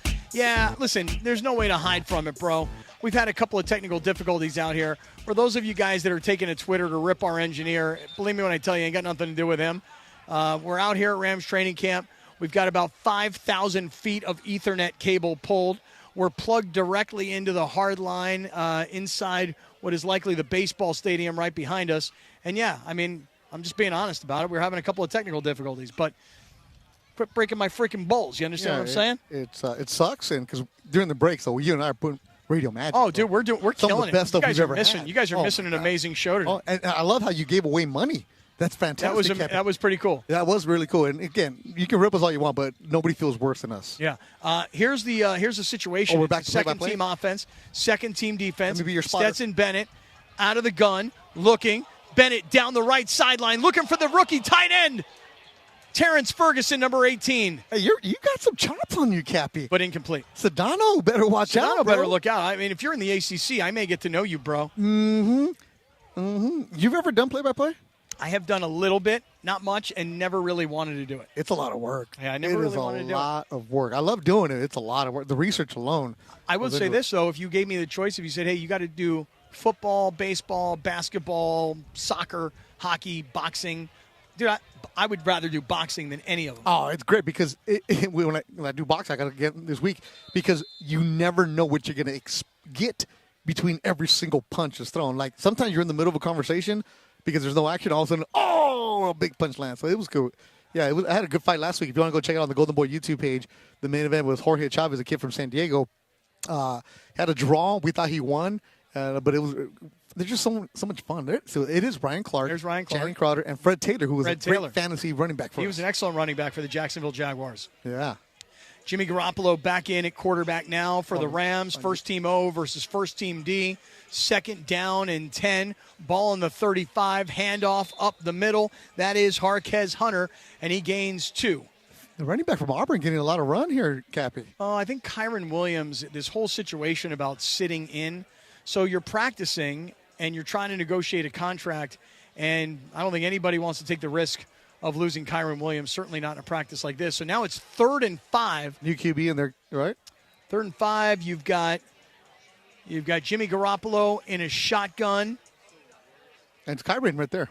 And Kyron is, I'm looking, I can't see him. He's to the right of Jimmy Kyron Williams to the right of Jimmy Garoppolo. 2-2 in 2-2 in motion. in front of Jimmy. Jimmy throws the ball out into the flat. It is complete, and that should be good for our Rams first down. First down! Yeah, Puka Naku right in there. Move the chains there, Cappy. You know what I think we should do? I think we should broadcast tomorrow from up here at the top of the booth, the press box here at Loyola Marymount, so we can look down from the 50-yard line and see. Hey, man, you're asking people to move stuff around. You're asking for a lot of things here, Cappy. You're asking for a lot, bro. I think if I ask all these people in front of us to get just to move? To get out of the way. Hey, Macaulay Culkin, can you get out of the way right Macaulay, would you move, please? Stetson Bennett under center. Bennett, handoff, up the middle. That is Jaquez Hunter, who's getting a lot of work here today. That was second and long, and Hunter goes up the middle. And now let's see what Sean McVey is going to dial up here in what should be a third and medium situation. You sound like you're a I'm trying to play play-by-play guy. No, you are. I'm doing it. I'm trying. You are, man. I'm trying to be a play-by-play man here. Hunter from Meridian, Mississippi, 5'9", 204. We went to Neshoba Central in Philadelphia. Who is that? Hunter, your boy. Jaquez? Yep. All right, here comes Stetson Bennett in at quarterback now. Bennett in the shotgun. Second and long. Bennett calling out signals. Here comes Ferguson in motion, then turns around and goes back. Handoff up the middle. Hunter again, Cappy. This kid's getting a lot of work here today, Beto. I'll tell you what, Cappy. Hunter, coming out of Mississippi, was a 3-star recruit. He was also Mr. Football for the state of Mississippi as a senior. He committed to Auburn over Mississippi State and Iowa. He also was a ranked running back recruit, man. Also ran some track. Dude, this kid, I mean, think about that. If you're Mr. Football in the state of Mississippi, you're supposed to be like one of the best 50 players in the country. Yeah. Literally top 50 guys. He was a 44th ranked running back coming out of high school. Wow, that's not that high. No, for the whole country. Yeah, but I mean, if you're the number one player in your state, wow, pretty interesting. All right, here comes Stetson Bennett. It's 3rd and 5. Bennett, low snap, looks, rolling to his left. Pass complete. And will it be enough for the Rams' first down? Right here we go. Who's that? See, these guys need to put their numbers down. Yeah, well, hey, here's what's going on. So now we're going to do a little Riverside action. We're going to switch sides of the field. Riverside! What else, IE? Shout out to everybody in the IE in Riverside. Yeah, 951. They're switching sides of the field, so they're going down from where we are here, going left to right on your radio dial. I mean, I have to use it. I mean, right? I mean, come on. Where's the wind blowing right now? This is kind of stuff. Yeah, wind blowing at about 22 miles per hour right now. And, hey, there's blowing northeast. And so now they've moved down the field because now they're going into. Okay, why did you say Riverside? Riverside is one of those terms that a coach uses where they're saying switch sides of the field. Riverside! Coach speak. Switch it up. That's coach speak. Really? Is what that is right there, yeah. How come we can't say Rancho Cucamonga? We can say that. We can be Why more not say specific. Colton? We can be more specific if that's what you'd prefer. Why not say Eastvale? Everybody in the IE right now, we're going to shout them all out. San Bernardino. Corona. The Rams. You can't do play-by-play. We don't. All the players are we've been blocked now by all the players who are not currently in. Good but stuff. it's first and. Cappy, you can't see this. No, but I know what they're doing. They've gone into red zone offense. You can't see. No, but that's why There's they moved from 6'6" walls in front of you. But that's why they moved from where we are all the way down to the other end of the field because now they've gone into red zone offense. So that's all they're doing is just, situationally, they've got it all mapped out, everything they want to do in practice throughout all these different periods. When we get Sean McVey on, can you tell him just to keep everything in front of you here? That would be a good idea. Coach, would you mind when we're here to please do all the practicing down here, please? That works. It's not a bad idea. Because if Cappy's not happy. Yeah, you want to make your guests happy, I think. Yeah. I think that's what you want to do. Can you have him to build you a stage for tomorrow? Hey, Coach, can we get a riser here? And by the way, can you add some binoculars, please, if you don't mind? But, yeah, they've moved now. The practice has moved from literally right in front of us at the 20-yard line to the opposite end of the field in the 20-yard line. And there's probably 60 other players who are all standing behind where the offense is. The offensive players are in blue. The defensive players are in white. Defensive players are on the sideline. The offensive players are behind the play. So we are now blocked. Yeah, the from first the day in plays. pads is always the most exciting day, right? When does it become man? I'd say with this group right here, I think that Coach McVay does a good job and has always done a good job of taking care of these guys. So I don't know that they ever get to that point because before you know it, honestly, you're like 2 games into the preseason. And they're like, hey, camp is broken. Let's everybody go back. Well, they're 2 weeks away from preseason starting. Yeah, well, yeah. And I don't even know if they stay here at LMU beyond the first game. So, beyond the first game. Yeah. So what I was told is that players are staying here on campus because LMU, but then LMU starts in a couple. But once they break the camp, they'll be different, right? Yeah, I would think that that the Rams will probably be out of here in, I don't know, a week and a half or so. They're not going to be here that long. But yeah, we're here at LMU, and it is a spectacular afternoon. Frankly, it was a little chilly and it was a little windy earlier, but the wind has subsided. And it's become a gorgeous afternoon. There are literally thousands of people over my right shoulder here that have filled the stands. Sorry to cut you off. July 24th through August 3rd is when camp is here at LMU. August 3rd, okay. Tickets available at Rams website. So August 3rd is actually Monday of this upcoming week. Yeah. So 1 week from today. So that's all they're going to be here for is for you. Just a couple of week and change. Yeah, so the open practice schedule, they started last week. They had a couple there. Then this week is Monday, Tuesday, Wednesday, Saturday, and Sunday will be the open practice schedule. Okay. You get a chance to see them. Mm-hmm. Mm-hmm. And by the way, I learned the hard way for anybody that's interested. You do have to go onto the Rams.com and you do have to get tickets to these practices. They are free, but you do have to get tickets. Because I had a friend of mine go, hey, dude, I want to bring my son to practice. And I'm like, okay, so what do you want from me? He's like, well, there are no tickets available. I go, I didn't know there were tickets. I thought you just showed up and walked in. He goes, no, it doesn't work like that. And so I was going to give out some really bad advice. By the way, I got Hey Kinged this weekend. By? I'm not going to say any name, but somebody hit me up like, hey, King, you got any tickets for the fight on Thursday in Coachella because it was sold out? Mm-hmm. And I was like, sorry, bro, I already gave my tickets away, which I had. Mm-hmm. And so that was a Hey King from somebody who listens. I'm not going to say his name. And then this weekend, I went to a tequila festival in Long Beach. And it was over 60 tequila companies where they're representing. You buy your ticket, you get some samples. My boy Hubert, I met him in Long Beach, right? He's from Long Beach. He listens to the station, loves you, loves Sedano, loves Mason, Iron Amber, him and his boy, Filipino dudes from Long Beach. I'm like, dude, I know you. As I'm talking to him, somebody pulls me up afterwards. He's like, hey, you're Beto Duran. I'm like, yeah, man. He's like, hey, any chance you can get me Raiders tickets?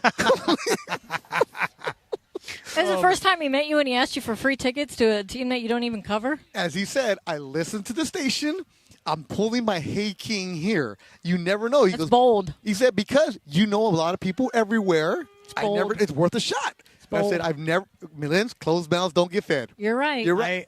I just laughed. I'm like, bro, first of all, I have no tickets to anything. Second of all, let alone the Raiders. Right. It's worth a shot. Let me tell you guys something. Just speaking about football and travel. Hilarious. Mind you, a tequila fest. This guy was loaded. Right, exactly. Might as well take your shot. I've been getting Hey Kinged by a couple of our listeners who have actually, and this is very sweet, they're inviting me to their kids' high school football game. No way. Yeah, they're like, dude, my son plays at this school. Their first game is this date.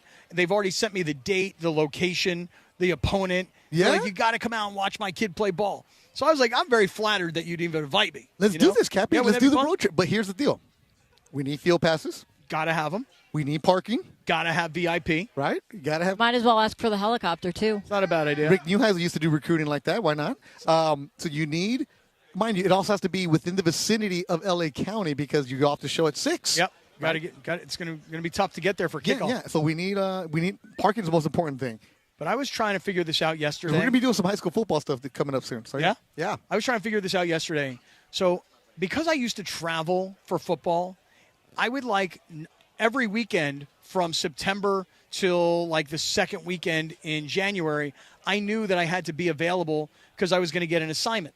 Whether it was CBS or Westwood One, they were going to call me and go, hey, we're sending you to Arizona for the Rams versus the Cardinals. Or, hey, the following week, we're going to send you to Seattle because the Niners are playing against the Seahawks. So I always had a clear schedule because I was always waiting for whatever assignment was coming.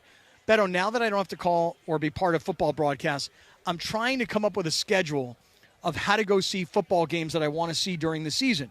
And here's my qualifications. A daughter who goes to Cal Poly SLO, a daughter who goes to Tulane, and a daughter who lives in Boise. So those 3 schools are schools that I want to go see play. Okay, so that's the first part of it. The second part of it is I've not ever been to a Raider game yet in the new stadium. It's been 3 or 4 years, 5 years. I've still not been. So I want to go see a Raider game this year because now that I'm Raider Cap, I got to go see a Raider game. Absolutely. And my girlfriend's son is now going to be an incoming freshman at Arizona, so I've never been to a game in Tucson. Okay. So here's what I've put together so far. Cal Poly. Wait, hold up, people. Hold on here. Yeah. This is where we need our social media team to take pictures of this or do some. You have a list it written down on your computer right now. Right. I know that, but the fact that he has a high school football list going on, this is amazing. Yeah, listen to this. I love this. Here's how I'm Does trying Morales know about your schedule? No, I just worked on it yesterday. I'm trying to go Saturday, August 30th. Cal Poly plays at the University of San Diego. That's an easy one for me. Beautiful. Sunday, September 21st, the Rams play at the Eagles. So that's the third week of the season, and I want to go see the Rams on the road play at Philadelphia. You're taking DeAndre? Well, DeAndre was the one who put it in my mind to do this, okay? He's going anyway. He's going, yeah. Saturday, October 11th, Arizona hosts BYU. Okay. Saturday, October... Arizona's got some good local guys, too. Saturday, October 25th... check Saturday, October 25th, the week before Parents Weekend, because now what I've learned is... Which parent? You got at Cal Poly. Okay. Parents Weekend's the biggest ripoff there is. They gouge you on hotel rooms. They gouge you everywhere you go. You don't go on Parents Weekend unless your kid's a freshman. This year, Cal Poly hosts Montana State on October 25th. Now listen to this. This is where things get interesting. Friday, October 31st, Halloween, Vegas. The Eagles at the Sphere. No, you're not. Sunday, November 2nd, the Raiders host the Jaguars. No, you're not. My boy Tony Baselli's the CEO of the Jaguars. No, you're I'm not. in. No, you're okay. Then I get down to New Orleans when they play in November, and then finally Boise State hosts Colorado State. So I'm between college football and NFL football, I'm trying to figure out how I get to all these games. How do you not have a PJ deal? That is a good question. We really should work on that. Somebody's got to get you a PJ deal, bro. We really got to work on that. Like that. You know what? Marketing consultants, can we get on this? Yeah, Mark Cates, can you please find something with like NetJets or something? Yeah, because if you do this the right way, though, Cappy, you can also parlay it to where there's a USC game somewhere. I didn't even put in here USC versus Michigan at the Coliseum. Oh, that's one I no, I on the forgot road. about. On the road. I know, but I want to go see USC Michigan, and I got to make sure I don't screw up my dates. I've been thinking of maybe going to SC Notre Dame this year. Ooh, that's fun. I've done it before, but my buddy Edgar, Big Rojo, who tweets us out sometimes, he has 3 tickets available for me. You got to go do that. He bought 4, and he's like, I got 3 for you if you want to go. Just get there. So that's in October. I'm trying to figure out if it's like, but we don't know the Lakers' schedule. But I now have a conflict because that Arizona BYU game is October 11th. That's USC Michigan. Nah. Yeah, I got to go see USC Michigan. Nah. I'm not going to go there. No. Also, I love the fact that we're doing schedule talk, but at least it involves football. The fact that it involves football is the best part. That's what matters right there. This has been a strange show in that we've been doing a lot of football talk. Yep. It started with Stafford and his back versus Jimmy Garoppolo and where he stands in terms of backup quarterbacks. We've gotten ourselves into Caleb Williams and the negative commentary that's coming out of Chicago. There was some Coach Prime talk and about his bladder cancer and things that were going on there. And honestly, I've not gotten to Skinny Luka yet. I really wanted to talk Skinny Luka. You know where he's at right now? At the Yankee game. I heard. I just sent the tweet Aaron right now. Judge and no, he was on the Yes broadcast with Michael K. I just sent it to the tweet. He was there as a fellow Nike athlete. Like a Jordan. He's got a Jordan brand deal going on. Yep. But Luka on the Yankees broadcast, I didn't hear it, but I just saw the tweet on the Yes Network. He's in there with Michael K. So if Luka's doing stuff with Michael K., who does ESPN Radio New York, right, he's got to come do ESPN Los Angeles. He should. He absolutely. And by the way, he'll be here this weekend. The picture of Luka on the cover of Men's Health magazine. That doesn't even sound right for you to say that. I know. But he looks great. Yep. And here's kind of my big takeaway. I read the article this morning. For those of you that haven't seen it, Luka's on the cover of Men's Health. He's lean and ripped. Everybody calls him skinny, but I'm telling you, man, he looks good. He looks lean. But the one thing I took away from that article, at least what I'm kind of reading between the lines, is Luka is ready to take over the Lakers. Meaning, how about the league? But the Lakers themselves, when he got here, hey, I'm trying to be reverential. I'm trying to be a great teammate. I'm trying to fit in. You know, I'm trying to not take over. The Mavericks are my team. The Lakers are LeBron's team. It just looks and sounds like Luka got done with this season, went to work the next day, has done everything from intermittent fasting to gluten-free diets, a high-protein diet. Intermittent fasting. Crazy intermittent training. fasting, a couple protein shakes, and that's it. I mean, the dude is looking lean and mean. When you're about to sign a huge extension, when you realize, hey, the Lakers are going all in on you, and the meeting with LeBron's people on the boat. The whole LeBron on the boat with Joker's agent. where we're all supposed to have our own interpretation of what's going on here. That's great content for LeBron's people. Oh, it is. Listen, the summer of 25 is a great time to plan for the future of 2026. Well, they're just begging us to talk about them. But not today. No, today we're here at Rams training camp. Yeah, and DeMarco is like now best friends with Macaulay Culkin. Oh, really? Look at them two. Oh, yeah. They are like they've been there the entire time. Oh, yeah. Like they're going back and forth, and him and Macaulay are like boys. Get him, DeMarco. Look, Macaulay and DeMarco in the mornings. Yeah, how about that? I mean, if I were DeMarco, I'd be like, hey, you want to come on my show tomorrow morning? Damn right he is. You know? That's what he should do. And Friday. Do you want to be a weekly guest? All right, we got 3rd and 10 now here as the offense has moved back down. Hey, don't we break now, our end. Cappy? Yeah, we're going to break here in a matter of seconds. And let me see what I got here. I got Jimmy G. Going deep down the left side. Oh, and it's off the fingertips. Oh, but we got a flag, Cappy. There are flags down. Flags have flown. They're flying flags. Go ahead, say it. There's some laundry on the field. Oh, yeah, there really is. These referees, let them play, Zebras. Go ahead, let them play. Cappy, say it. It's flag day out there. Come on, guys. You're ruining the flow of practice here. Nobody's here to see you at training camp. Come on, guys. Seriously, you're calling a penalty on every freaking play. Now Stetson Bennett, 1st and 10. Bennett from the shotgun formation. Cappy's in his own. JB Long is looking at you. JB, you want to hear this? JB, you want to hear play-by-play? Here we go. I'm doing play-by-play of the practice, man. I want your advice. Yes, on how to handle some things here. Please save me. Yeah, I'm doing it here. JB Long, the voice of the Rams, is here. I'm a spotter here. JB's picking up a headset. JB, watch what's going on here. You ready? This guy's checking in right here, Cappy. All right, JB, here we go. This takes me back to the days of the Coliseum, Beto. Good to see you, buddy. I was your spotter. Oh. 2nd and 10. If you need one, I'm available. 2nd and 10. You're the least available. No, for you, I'm always freelancer in Los Bennett, Angeles. Under center. Bennett, 2nd and 10. Man in motion, comes across, handoff, left side, through the hole, and stopped for a gain of 2. What do you think about that, JB? That was Blake Corum, who's had a few runs pop in the first day of pads. So, second-year man out of Michigan. Look at you. What a compliment. What a tremendous compliment. Is this what it's like for DeMarco and MJD? This is a tremendous compliment. You see DeMarco's your best friend, Macaulay Culkin? They're hanging out like nothing? I was over there explaining to my kids, I have boys 9 and 5, and my wife, that everyone thinks of Brenda Song as a celebrity, and rightly so. But for people of my age and demographic, I'm like, Macaulay Culkin? Right, that's what I said, too. Who's Brenda Song? What does she say? Like, that's what we all he's said. the kid from Home Alone. He was your age in that movie. And they're like, we haven't seen Home Alone yet, Dad. What? You're depriving them. If it wasn't for there's a play, Cappy. Oh, wait a second. And there's Bennett. Bennett through the middle. Bennett making moves. Bennett over to the left side. And Stetson Bennett gets out of bounds on 3rd and 10. He picks up 7, and that's going to bring up a 4th down for the Rams. Of all 4 Rams quarterbacks in camp, no doubt Stetson has the best wheels. And I would say that even if Matthew Stafford was here. So, all right, Cappy. That is our game analyst, JB Long. We need you to do this one in Kevin Harlan voice. Okay, let me see what I can do here. It's 1st and 10 from the 22-yard line.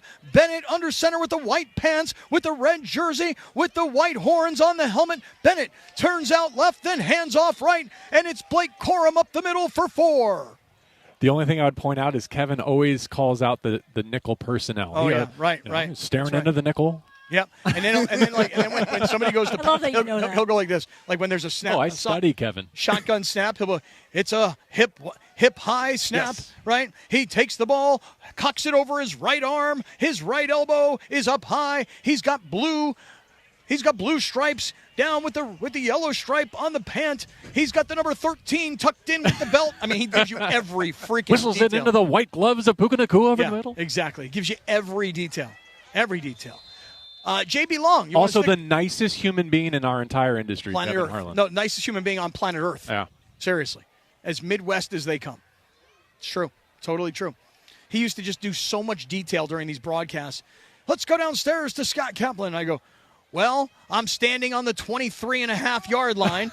Like, I just want you to know exactly where I am. Exactly. You know what I mean? And the trainer has come on. He's looking at the right lower extremity. Looks like the ankle. Extremity, good word. I would try and give him every detail to match his details. So I don't know if you remember, but there was there are a couple of incidents early in my tenure with the Rams. One was a streaker at Levi's, and the other was a squirrel, right? And I think these were valuable learning opportunities for me and for any other young broadcaster. You know, those were uncertain moments, like, what do I do when there's a streaker on the field? Like, should I mention Somebody that, get avoid that, or whatever? And then I go and hear what Kevin did, and Yeah. I was like, what an unbelievable opportunity to make a differentiating memory. But and you don't understand what happened after that game. The game ends. The streaker game? The streaker game ends. Okay, Niners are playing. That was the first game the Rams had come back to L.A., as I recall. Check me on and that. it was not a fond memory for your Los Angeles Rams. They got killed. And remember, Aaron Donald threw his helmet in that game and got kicked out, as I recall. And so that night, Harlan does that whole thing. You know, here he is. He's at the 20. Somebody stop that man. He's drunk, right? We get done with the game. We get in the car. It's me, Kurt Warner, Kevin Harlan, Howie Deneroff, the producer. We get into the car. Legends, all of you, by the way. Not all of us, 3 of the 4 of them. We get into the car. Well, Kurt's just okay. Oh, okay. The 4 of us get into the car. I open Twitter. I go, Kevin, your call of the streaker has gone viral, right? Kevin is in a panic. Mm-hmm. He looks at Howie Deneroff. Howie, I'm so sorry. Did I embarrass the network? Oh, wow. I apologize. I mean, I didn't know. I thought it was funny at the time. And the 4 of us are like, no, Kevin, it's awesome. It was hilarious. Like, he really was worried that what turned into something that went so viral and became so legendary was some black eye on the network. That's him. To a T. That's It really Kevin Harlan. is. All right, we're live at Rams training camp. JB Long is stopping by. Beto Duran is in for Sedano. We're watching the second-team offense against the second-team defense, and we're coming back with big deal or no deal next on Sedano and Kap. But first, here's your chance to experience the wonder of SeaWorld San Diego. Be caller number 7 right now at 877-710-ESPN and win a family 4-pack of tickets to SeaWorld.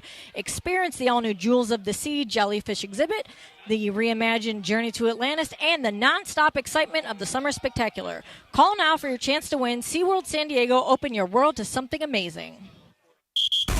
And it is Sedano and Kap live from Rams Training Camp. ESPN LA's training camp coverage presented by Pechanga Resort Casino. Play your perfect combination at Pechanga Resort Casino, official California gaming and casino partner of the Los Angeles Rams. Your perfect entertainment resort and casino combination is always available at Pechanga, just off I-15 in Temecula. Visit Pechanga.com or call 888-PECHANGA for reservations or more information. More training camp coverage coming up next on ESPN LA. Craving that beach vibe? There's an Islands restaurant near you with all your favorites. Crafting your perfect Islands moments with classic burgers, fresh cut fries, local brews, and never-ending summer drinks. Visit your local Islands restaurant.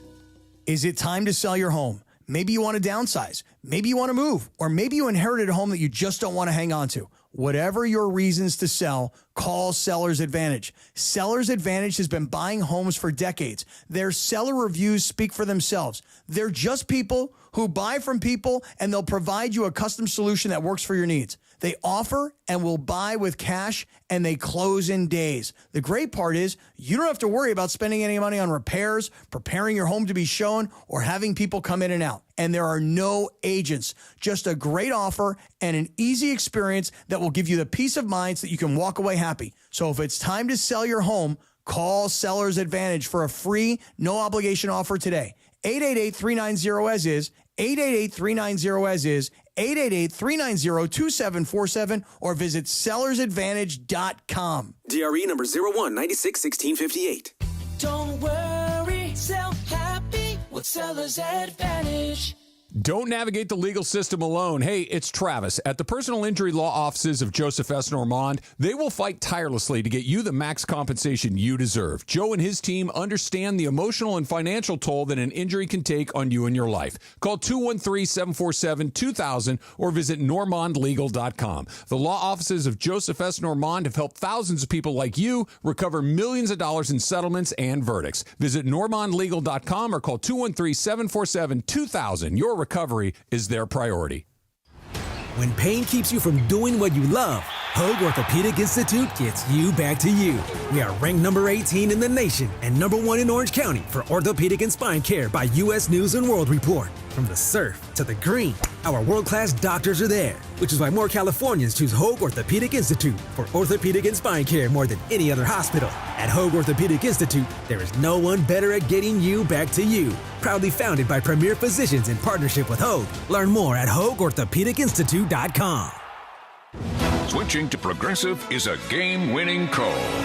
And that reminds us of other game-winning calls in the history of sports. So it was the fourth quarter and we're down by 5. Sweat pouring down my face. Suddenly it hit me. If only I could wrap part of the towel around my forehead. And that's how I became the first basketball player to wear a headband. Okay, not really a game-winning call, but it was a good call. You can make one too. Switch to Progressive and you could save hundreds. Progressive Casualty Insurance Company and affiliates, not available in all states. Career changers, including veterans and active duty service members. Your transition starts here. Go from GI to IT in a matter of months. Become a certified cyber warrior with training at My Computer Career. Cybersecurity specialists are in high demand, offering IT pros great opportunities and a rewarding lifestyle while protecting our people, liberty, and treasured institutions from cyber threats. Deploy your career in IT today. Learn more at mycomputercareer.edu/CWP. SkillBridge and other VA benefits are available to those who qualify. Sedano Kap is on for your Monday afternoon. We are live from Rams training camp at LMU. Our training camp coverage presented by Pechanga Resort Casino. Now more of Sedano Kap live from Rams training camp right now on 710 ESPN, the all-new ESPN LA app, and on YouTube at ESPN Los Angeles.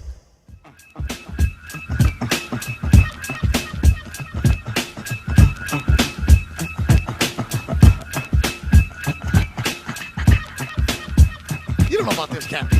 I do. DeAndre don't. Nah, for sure DeAndre don't know about this. Oh, man, I know all about a tribe called Quest. Man, where's your wallet at?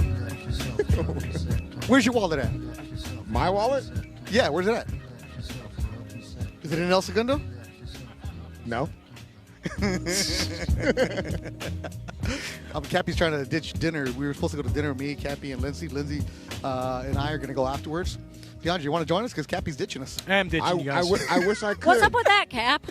Well, I don't really remember like us having a plan. We did say, like, yeah, let's do it. And it was like last thing before the end of the show on DeAndre, Friday. You want to pull up the audio when you said, I wish I could make it, but I'm being in studio?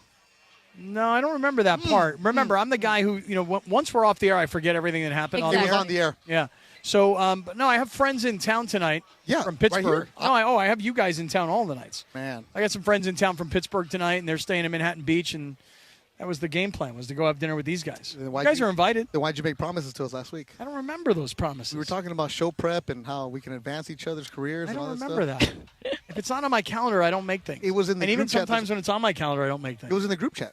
Oh, really? I don't remember. Yeah, this morning. Remember Morales said, by the way, 7 a.m. text? Come on now. No, that was Lindsay who sent the 7 a.m. text. We kind of like got rid of the rule because, like I said, George will be in like Philadelphia and texting us at 5 in the morning local time. Yeah, 7 a.m. text is not unreasonable. Well, it says the guy wakes up at 4:30. Well, I received a text from one of our listeners at 6:15 a.m. No, that's on your Sunday. Listener, not here. No. He's a 710 listener.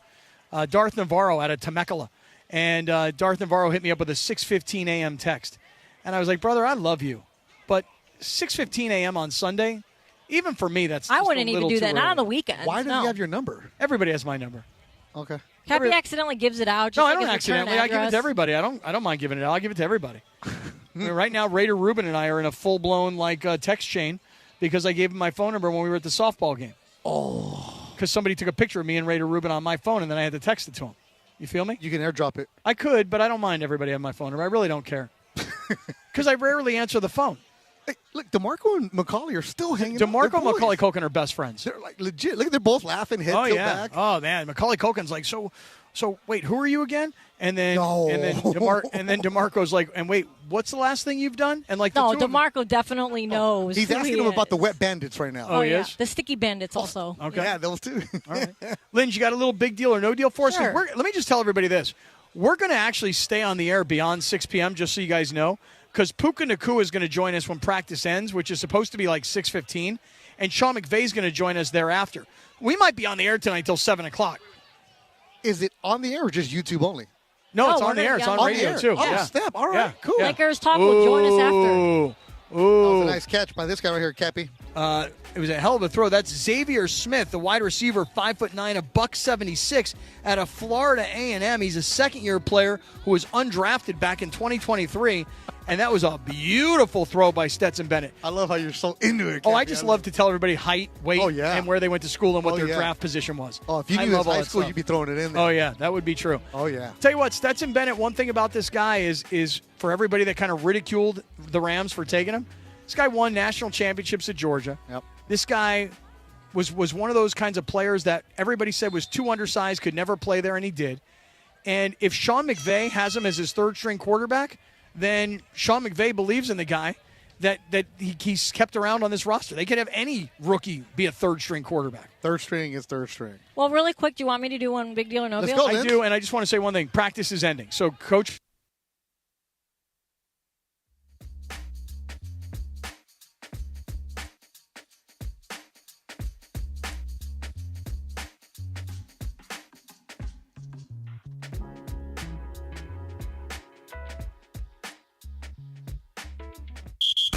And it is Sedano and Kap live from Rams Training Camp. ESPN LA's training camp coverage presented by Pechanga Resort Casino.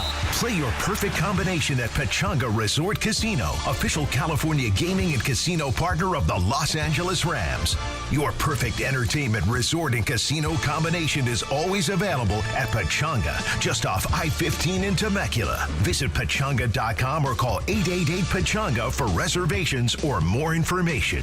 More training camp coverage coming up next on ESPN LA. Craving that beach vibe? There's an Islands restaurant near you with all your favorites. Crafting your perfect Islands moments with classic burgers, fresh cut fries, local brews, and never-ending summer drinks. Visit your local Islands restaurant.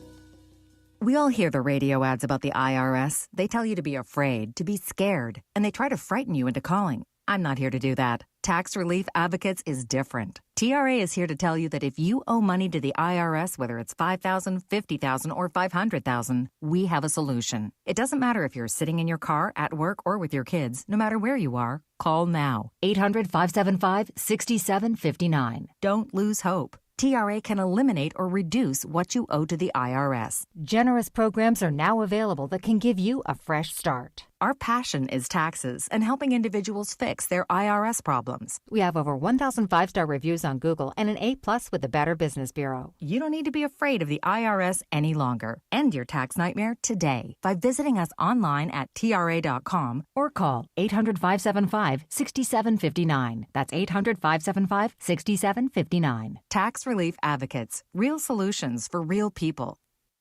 You've seen the headlines, heard the debates. The three-point ball has created a monotonous rhythm to the game, and others... Has the three-pointer ruined basketball? And how did we get here? The rise of the three-point shot can be partially traced to an eccentric Kansas genius named Martin Manley, whose story didn't turn out quite the way he imagined. I decided I wanted to have one of the most organized goodbyes in history. 30 for 30 podcast presents Chasing Basketball Heaven. Available now, wherever you get your podcasts.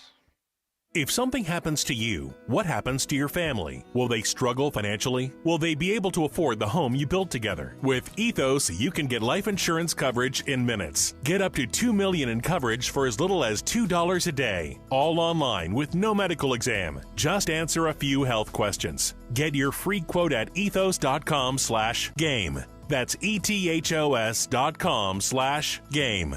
Rates may vary. Billed monthly. Sample rate 10-year term life policy for a 35-year-old healthy non-smoking male. Sedano and Kap is on for your Monday afternoon. We are live from Rams Training Camp at LMU. Our training camp coverage presented by Pechanga Resort Casino. Now more of Sedano and Kap live from Rams Training Camp right now on 710 ESPN, the all-new ESPN LA app, and on YouTube at ESPN Los Angeles.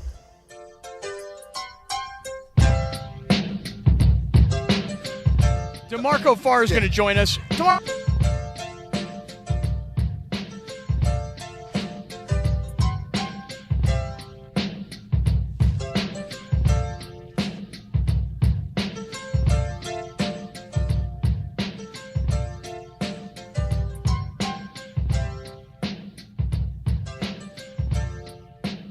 To walk up to I him. think he's doing something over there. If you would want, I thought we were just kind of like, eh. Well, you got us. You don't need that. Hey, We're right here. Yes. Is he on your show tomorrow and Friday? He's your new co-host? I don't know. I have no idea. You guys exchange phone numbers? I think we might. We were at some of the same fights. You guys didn't just exchange phone No, numbers? we didn't do that. Hey, That's a you thing. Yeah, you don't want to text.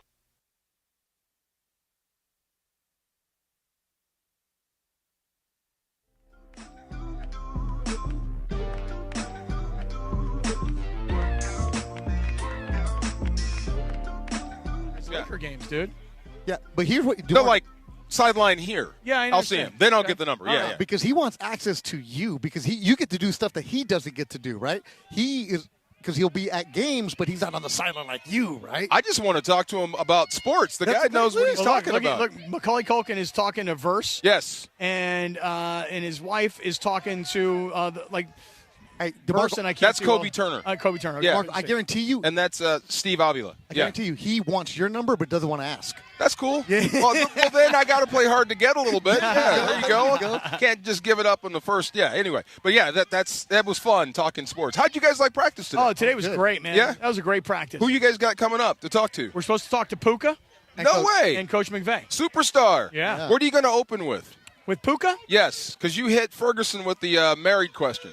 I'm not I think that was great, actually. I thought was awesome. It disarmed him completely. It was awesome. It's refreshing. You get to talk about real I stuff. think anyone who had a problem with that, come on. No one had a problem with that. No one. What are you going to open up with Puka? I guess if I were going to open with Puka, I would probably start with something that I'm genuinely interested in. Yeah? His relationship with Dana White. Good one. Really? Yeah. Okay. You want to get into that a little bit? Yeah, I'm curious, aren't you? I didn't know they were friends. Apparently, Puka, according to Dana White, They're Puka kids. grew up in Dana White's Oh, house. I did hear this. That's right. That's great. Yes. When he lived in Vegas. Yes. So Dana's kids and his kids grew up together working out, same Pop Warner team, stuff like that. What do you want to know? Just I just want to know, what's that relationship like, and what was it like when you were a kid? That's old skinny Dana, not yoked up. Not right. Yeah. He was getting yoked. He's getting there. I mean, but not ultimate power. No. Dana. You know, it was only 10 years ago, so yeah. I guess Puka's a young dude. Yeah. Puka more. I'm gonna go on the Polynesian community here in LA. How he grew up. He has family down here. Yeah. Yeah. That's a big deal, man. Yeah. Bro, Simone's. do you know the Polynesian rule? Like when you're teammates with Polynesians, if you see them fighting each other, leave them alone. Stay away. Just leave them alone. They'll handle it. And the next day, it'll be like it never happened. Yep. Right. Yes. But if you see them fighting somebody else, you better jump in. Well, if you jump in, they will be jumping on you. That's just how that goes. Yes. Hey, before Puka gets here and before Coach McVay gets here, I do need to mention to everybody, the East Central Hotel in downtown L.A. is my home away from home. It's where I'm going to be staying tonight. It's the best location. It is literally right across the street from LA Live. So if you're at LA Live and you just look right across, like south on Figueroa, that's where the East Central is. The biggest rooms in all of downtown LA. Great gym, brand new. The Nixo Lounge, perfect place for a late night cocktail or for breakfast the next morning. And I always tell everybody it's the staff that makes you just feel like you're at home. Robert Montez and his entire team do such a spectacular job. So if you are thinking about a staycation, or if you're coming into downtown LA for a game, a museum, a concert, a dinner, come on down to the East Central, and you can book online at eastcentralhotel.com. That's eastcentralhotel.com. How's the gym? Beautiful. Gym is exactly what you need in a hotel. It's Yeah. got dumbbells. It's got treadmills. For you, it's perfect. You can get right in there? Oh, yeah. And by the way, Yeah, if thank you ever you. need to stay over the night, Cap will take care of you. Oh, That's yeah, what I'm if you need a saying. room, you let me got know. people over Yeah, there? oh, yeah, okay. for sure. I'll Hey, get the number there. Hey, Yeah. you're doing a great job on your morning walk Instagram post. Having a blast. I'm going to start talking to all the people I work with. There's a 93-year-old woman that walks every day. Damn. She doesn't miss a day. Doing it. Really cool. Who was the dude today that had the dog that you were walking? Randy, my man Randy. Randy, yes, hanging around. We were all good, and then he dropped it on me later, like on the fourth that he lap. was a Niners And fan? He's a Niners fan. Yeah. After I gave him all the Rams info, then you told me that. And you didn't like the fact that he went to SC. That's cool, but that's a Husky thing. I'm not down on him because of that. But Hey, the 49ers stuff. Cappy fell in love with the offensive lineman today. Which one? Right Who? here. My new favorite player on the team. Who? He is 5'11", 290. Number 62, Willie Lankin IV. Undrafted free agent out of North Undrafted. Carolina. I mean, DeMarco. That's 5'11", 290. That's an overcomer. Right. Yeah. Right. I see. He's going to work hard. Yeah. Work very, Heart very and hard. soul for you. kind of guy. Yeah, I love that. I Because love we that. were looking over, we saw 6'7", 6'8", 6'5". Yeah. You look at Havenstein, 6'8", Bro, you know you cannot start a 5'11" lineman in the NFL. Well, that's what they said would about get Aaron barbecued. Donald.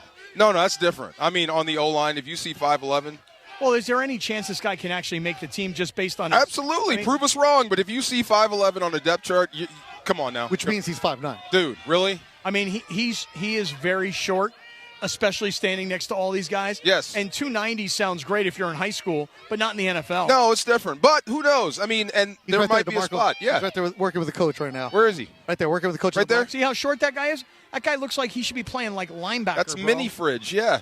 I mean, he's a very You know what small I would guy. do with him? I can't do it in today's NFL, but Put him at fullback? Absolutely. Yep. I'd bring him in on the goal line, and you won't stop me. Yeah. I think every team should carry a fullback. Well, a guy like that, 5'11", 290, it's boom. You can get underneath the guy. Absolutely. And do what Maurice Jones-Drew did to Sean Merriman. There you go. Where you pop him in the chin and you knock him on his ass. You never miss an opportunity to take a shot at them. No, I love Sean Merriman. I know you do, but you never miss an opportunity. I love it was that one of about my you. all-time favorite blocks in the history of the NFL. Okay, I had a question. So I asked Fred Taylor when he was here. So best back since Barry Sanders is? Ooh. Correct. Because they're going to be. Is it correct? No. Best Sorry. back since Barry Sanders is. Best back Yes. in the NFL since. So on the show today with Travis, I said there wasn't one. Okay, now that I think about it, there are a few guys that. Okay. But the first guy that comes to mind is. Damn. Barry It Sanders, should that's be a right while. off the tip of your tongue. I mean, you think Merriman, you think. LaDainian Absolutely. Tomlinson. That's the name that keeps coming up. Yes. Yeah, LaDainian LT was amazing. I mean, he really different world. He was not only a game-changing player. Truth be told, he was a franchise-changing player. Yes, he really was. But I don't know if I've ever told you this story or not. But when he'd left the Chargers, he went to the Jets. He actually was persona non grata to the Chargers. I do remember this. And it wasn't because of anything he did. It was because of how petty they are. They didn't even let him have an exit press conference at the facility. He had to have it at a golf club out by his house, which was like 45 minutes away. I didn't know this. Yeah. Oh, wow. So, and by the way, he left as a free agent, right? He did, but none of the team management showed up. Wow. I mean, except one guy, a guy by the name of Jim Stieg, who at the time was the president of the club, who had been hired by the Chargers from the league office. He was the guy who turned the Super Bowl into what it is. Yeah. And what were they mad about? They just, that's how they are, man. They're petty. But, like he should have stayed for less? No, or they what? got rid of him, dude. Oh, they weren't going to re-sign him, right? They got rid of him. Oh, They were like, okay. hey, he's done. He's a running back. He's past 30. He's done. He goes to the Jets, and I always kept in very close contact with him. So one day he comes on the radio with me, and I say, LT, how is it playing for the Jets? And he says something like, now I know what it is to play for a first-class organization. Wow. Yeah. Wow. All right, here comes Coach McVay, by the way. Here comes Is Coach. he coming up here? I think Or he'll stay with us. You want to hang out with us? Is he coming on Yeah, here? He's coming on here. Oh, no, Well, you're on I your don't know own if- here. No, I don't know if he's coming here. Or he's, Yeah. All right. Or he's doing TV. I'm not sure what he's doing. Oh, he's coming to us. Okay, he is coming to us. All right, here comes Cappy, Coach. why don't you switch with me, bro? we don't have to switch. I want to switch. That way you look good in the middle. Seriously. We do not have to switch. There we go. I don't want to switch. I want you next to him. We are getting Coach. Here, Are you here serious? comes Look Coach. what I just walked into. Here comes Coach. Oh, my gosh. What's up, Coach? How are you? How we doing, man? This is Beto Duran. Yes. You've been with us before. How you doing, Coach? Here we go. I'm going to turn you on. He doesn't Coach even see McVay me is yet. here. Hi there. Coach, have you ever met this young man right Yes. See, stop it. See? That's What's up, why man? I'm afraid to be on right now. I'm doing great. How are you? Great, man. Yeah. Can't complain. All right. Not bad out here. Good practice, looked like. Yeah, it was good. I thought I thought this guy had a really good day, but I was really pleased with our defense as a whole. First day in pads, a little bit heavier run emphasis. Thought they came out with the right spirit. You could really feel. I think Nate Landman's doing an excellent job with his communication, but you really felt our front. Jared Verse, Kobe Turner, thought Puna Ford, and Braden showed up, and as well as Byron Young. So I was really pleased. I thought our defensive front, you really felt them today. Coach, as far as the running game was concerned, I don't think I saw much of Kyron touching the ball. Did he? He got a bunch of good work today. So Ron Gould does a great job, but Kyron got a bunch of touches. He had a really good day, and then you saw a bunch from Blake Corum and Jarquez Hunter as well. Yeah, Jarquez Hunter carried the ball a lot for you today. He did. He's one of those guys. He's heavy. He's stout. We haven't had a lot of opportunities. I think it's always really hard to evaluate the backs in these types of settings, but you can feel he's going to be a tough tackle, just like what it showed at Auburn. Coach, the first day you guys throw the pads on, the fans are all fired up. They were here hours before they even opened up the doors. Yeah. First day of camp, when you actually throw the pads on, what's it like for you? Oh, it's exciting. I think it's much more realistic than what the non-padded practices are. So you're getting a much more realistic feel for how the line of scrimmage is played. We were a little bit heavier run emphasis today by design. Tomorrow you'll see us be a little bit more honest where, you're in some of those 50-50 situations. But I was pleased. I think it's good because you're getting closer and closer to real football. We try to be able to toe the line without leaving ourselves susceptible to injuries, and I thought the guys did a nice job of that today. Coach, speaking of injuries, obviously the story people are talking about is Matthew and his back. Yep. I'm curious, first of all, any news, anything to say about Matthew? Yeah, he'll be week to week, and I think when you look at it, he had a great spring, had a little bit of soreness. I think, when he was traveling, he had been throwing and felt really good. Was a little sore, and I don't think you can be smart enough. We were going to take a modified approach with him anyways, but when you talk to Reggie, you talk to some of these other doctors, and you're saying, with the end goal in mind being, how can we keep him, as healthy as possible for 17 games, and then hopefully you earn the right to play some afterwards. You do have the luxury where he's going into year 17, and every single practice is important. I certainly don't want to be misunderstood, but if you said this is going to be the best thing from a medical perspective to give him, the best, most optimal plan to feel great and be the Matthew Stafford we're accustomed to seeing leading the way, it's a no-brainer for us. Jimmy and Stetson are getting invaluable reps. I know Matthew is frustrated as hell not being able to compete, but that's what makes him great, and sometimes it's our job to be able to protect these guys from themselves. And I am confident that when they give us the thumbs up, he'll be ready to roll, and we're hopeful that it'll be plenty of time for him to be sharp as hell by the time that September 7th opener comes up. All right, we are live at Rams training camp. This is Sedano and Kap. Beto is in for Sedano, and you are listening to KSPN Los Angeles, a Good Karma Brands radio station. Coach McVay is here. Coach, you just mentioned the word luxury. Yeah. And Matthew's got the luxury of having 40 days until there's a game or so. Sure. But now you have the luxury of giving Jimmy a lot of reps. We were talking about it earlier. I mean, generally speaking, you probably have Atlanta's got Kirk Cousins, but other than that, I mean, you've probably got the best backup quarterback situation in the league. How do you feel about that? And I've mentioned it. I don't see him as a backup quarterback. He's a starting caliber player. We're really fortunate to have somebody as special as Matthew, but I'm really grateful Jimmy chose to come back to us. He had a lot of other options. We love working with him. He's got such reverence for Matthew. It's a really special quarterback room in general, Scott, and so we do feel really lucky. But it'll be great to be able to get number 9 back out there. But in the meantime, Jimmy's holding it down and doing a really nice job. Devontae Adams, huge fan favorite. As soon as he walks by, everybody, Devontae, but he wasn't. That includes me too. Yeah, absolutely. But he wasn't dressed today. What's up with him? Oh, we're just being smart. So when we have these 4-day work weeks, he's going to always have one of those days off between the first or the second day. Because of the heavy run emphasis today, we want to be able to get some of the, we'll have a little bit more opportunities for him to be able to thrive and shine. And so we did the same thing with Tyler Higbee as well. And then Havenstein will be off tomorrow. So we'll be smart with those guys, like I mentioned, that are kind of in year 10 and later. They've accumulated a lot of reps, but I think it has been something that has been beneficial when you learn from some of our previous experiences to allow guys to stay sharp and fresh, get the work that's needed, but not overdo it. Coach, a lot of interesting characters always show up to camp. I spent a good amount of time today with Eric Weddle. Yeah. And, boy, awesome, he loves you, man. And I love him. And I think he's going to take back what he's seeing and learning back to his high school team down in San Diego, which is cool. Yeah, he's a special friend. I have so much respect for the man that he is, number one. But, some of my favorite things are these relationships you develop with these players where you learn more from them than you could ever give to them. And guys like him and Whitworth and Aaron Donald and Matthew and Devontae and Cooper Kupps, I feel so fortunate that there's been so many special players that have come through here that you maintain a relationship, and that's what this thing is about. That's where I think you have an appreciation and a perspective. But I love Eric Weddle. I'm really glad that he came down. We've been able to have some special time, and he is the man. Well, the reason I ask about people showing up, not just to hype Weddle, but have you had a chance to meet Macaulay Culkin? No, why? He was here He's today. here. No, I didn't know that. Yeah. Any interest in meeting Macaulay Culkin? You have Oh, to. yeah. Yeah. Why not? Yeah.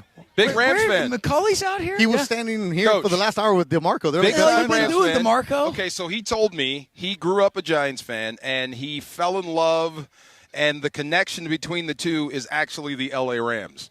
That's the whole story he got right there. So what's the Yeah, story? I You didn't even tell me a story. that's the story. Connection. So he's a Giants fan, Yeah. and then he became a Rams fan because he fell in love with a girl out here. That's the okay, connection. so I didn't hear that Did part. I miss that part? Oh, Yeah, you I'm sorry, I left that part out. Minor details. Oh, my bad. Hey, you buried the lead. My bad, man. my bad. But that's the connection there. So they're There both we big-time go. Rams fans. Yeah. I like it. Yes, good Yeah, stuff. his wife's a Rams fan? Yes, Yeah, huge she's out Rams here fan. too. That's Yeah. right. I love it. They know I your did team. know that. Yes. I did know that. Speaking of relationships, I got to just talk to you really quickly. I'm sure you got to go, but this Chris Peterson story that we all got to read He's about, the man. dude. He's a stud. What a story. No, you know what's cool about that too, Scott, is you talk about, my wife, my family, but people that have really made a true impact on having a healthier perspective, somebody that's been in the shoes, that has led, that has a heart for others. I love this guy. I'm so grateful for the mentor, the friend, the influence he's had on me, and it's a really cool thing. I'm so grateful that he reached out to me, and man, he means a lot. We had him on the radio about a week ago. Oh, did you? Oh, yeah. So, and George, who's not here, he's on vacation, was like, man, this story is so unbelievable. And I go, listen, I know this story 30 years ago. And they're like, what are you talking about? I'm like, he was my coach at Pitt. Yeah. And Coach Van Pelt. I know. Coach Van Pelt. AVP was telling me you guys have been, but he was a stud there too, right? Yeah, and he was like 26 or 27 at the time. But the point is that he already had that sort of, I got to take care of my people sort of mentality. And he was great just telling us the story of why he reached out to you. And it was so cool of you to, accept his call and get back to him. Yeah, I just think, to me, I think it starts with, what happens first, trust or vulnerability? I think it's vulnerability. And he was secure enough in himself to be vulnerable, to be honest about, man, I can understand and relate to some of the things that you're going through. And that trust, that friendship that we've been able to, forge since then, and, how influential he's been on me in terms of, how you want to lead and how you want to try to affect and influence positive change. I love the guy. I'm really grateful for him. Last thing from me. I got to ask you. What's your workout schedule? Because you are always looking. I was waiting for the pictures that came out from the boat. They came out on the boat. Listen, I thought we got away with that. How did that start circulating again? It's like an old picture, right? You are looking ripped, dude. Like you're not in the Mediterranean. Why are you acting surprised about that? No, I'm not surprised. I'm just jealous. No, you know what? Hey. I told him to take the picture while I was subtly flexing. Caught him on an inhale. Yeah. That's right. But is that do you start your days working out? No, you know what? I've been fortunate enough to I've been working out with Whit, taking better care of myself. I got a young wife I got to keep up with. You do. So, and a little baby and another one coming, right? We got a little baby. We got a little boy, Jordan, he'll be 2 here in a few months. And then we got another little boy who we're about 4.5 months into that one. And everything's going great, but that was a fun little trip. I did not expect the pictures to surface from the south of France. The best part is that people are like, "Oh, isn't he at training camp?" Yes. Like, no, that's months ago. That's right. Yeah, that's what I thought we kind of got out of that because somebody sent me those when they actually came out. I'm like, all right, good, we made it past it, and then I'm just getting killed by people the last day. So for real, how much are you throwing up in the morning? It depends. I can, I'm not going to answer.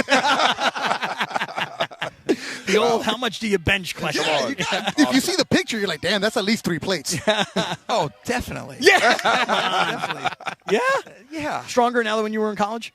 No, I was pretty strong in college, but he's got dad strength now. I'm getting back into a routine. I just let all the coaches do all the work. Now I just work out and just enjoy talking to the guys. You say that, but I saw you out there earlier today during that walkthrough. You're still very, very hands-on. No, I love it. I think the most important thing is we got such great coaches that you can delegate to, but you're there to be able to, interact with these guys, build relationships, try to be able to help whenever is necessary. But I'm really loving this. I love this coaching staff. Yeah, we're looking forward to a great season. Coach, thank you for the time. Hey, good to Appreciate see you guys. man. Appreciate it. Always. Thanks, Scott. Thank you. I'm flexing. Appreciate you, Mark. I'm flexing. All right, guys. Dude, Coach Sean McVey stopping by. Your hand hurt now? He just squeezed my arm off. It's grips. All right. That was a good shot, though. If they're going to catch you like that, at least you look good. Should have been the other way. Yeah. And what was great is, I'm kind of always waiting for the PR people to go, let's go, let's wrap it up here. And then you got 5 more things. So I'm like, let's get him out of here. Let him get going. Let him do his thing. 3 plates, easy. He scoffed at me, dude, too. 3 plates? To warm up. 315? I would need to see that. Yeah, I kind of would, too. I would need to see that. But the way he was just like, I'm not doubting him. I just would need to see it. Yeah, I'd like to see it myself. That's serious iron when you go 3 pancakes. Yeah, when you're doing 3. I'd like to see it myself. Yeah, I too would like to see it. 315, that's a boast, right? That's big. Yes. All right, Puka's coming now. All right, here comes Puka Naku. And we got a lot to talk to Puka about. You already asked, where do you want to start? You're going, yeah. We got a lot to talk to Puka about. There he goes. All right, here he comes. Here comes Puka. going to put that headset on. Look at you. Oh, look at that smile. Look at that smile. Come on. Look at it. The fans love him. For it. He's sitting here putting down some water. The fans are going crazy. They're right behind us. Puka Naku is about to put on the headphones. It's Sedano and Cap. We are live from Rams training camp. Yeah, we know it's 10 past 6 o'clock and we're still on the air.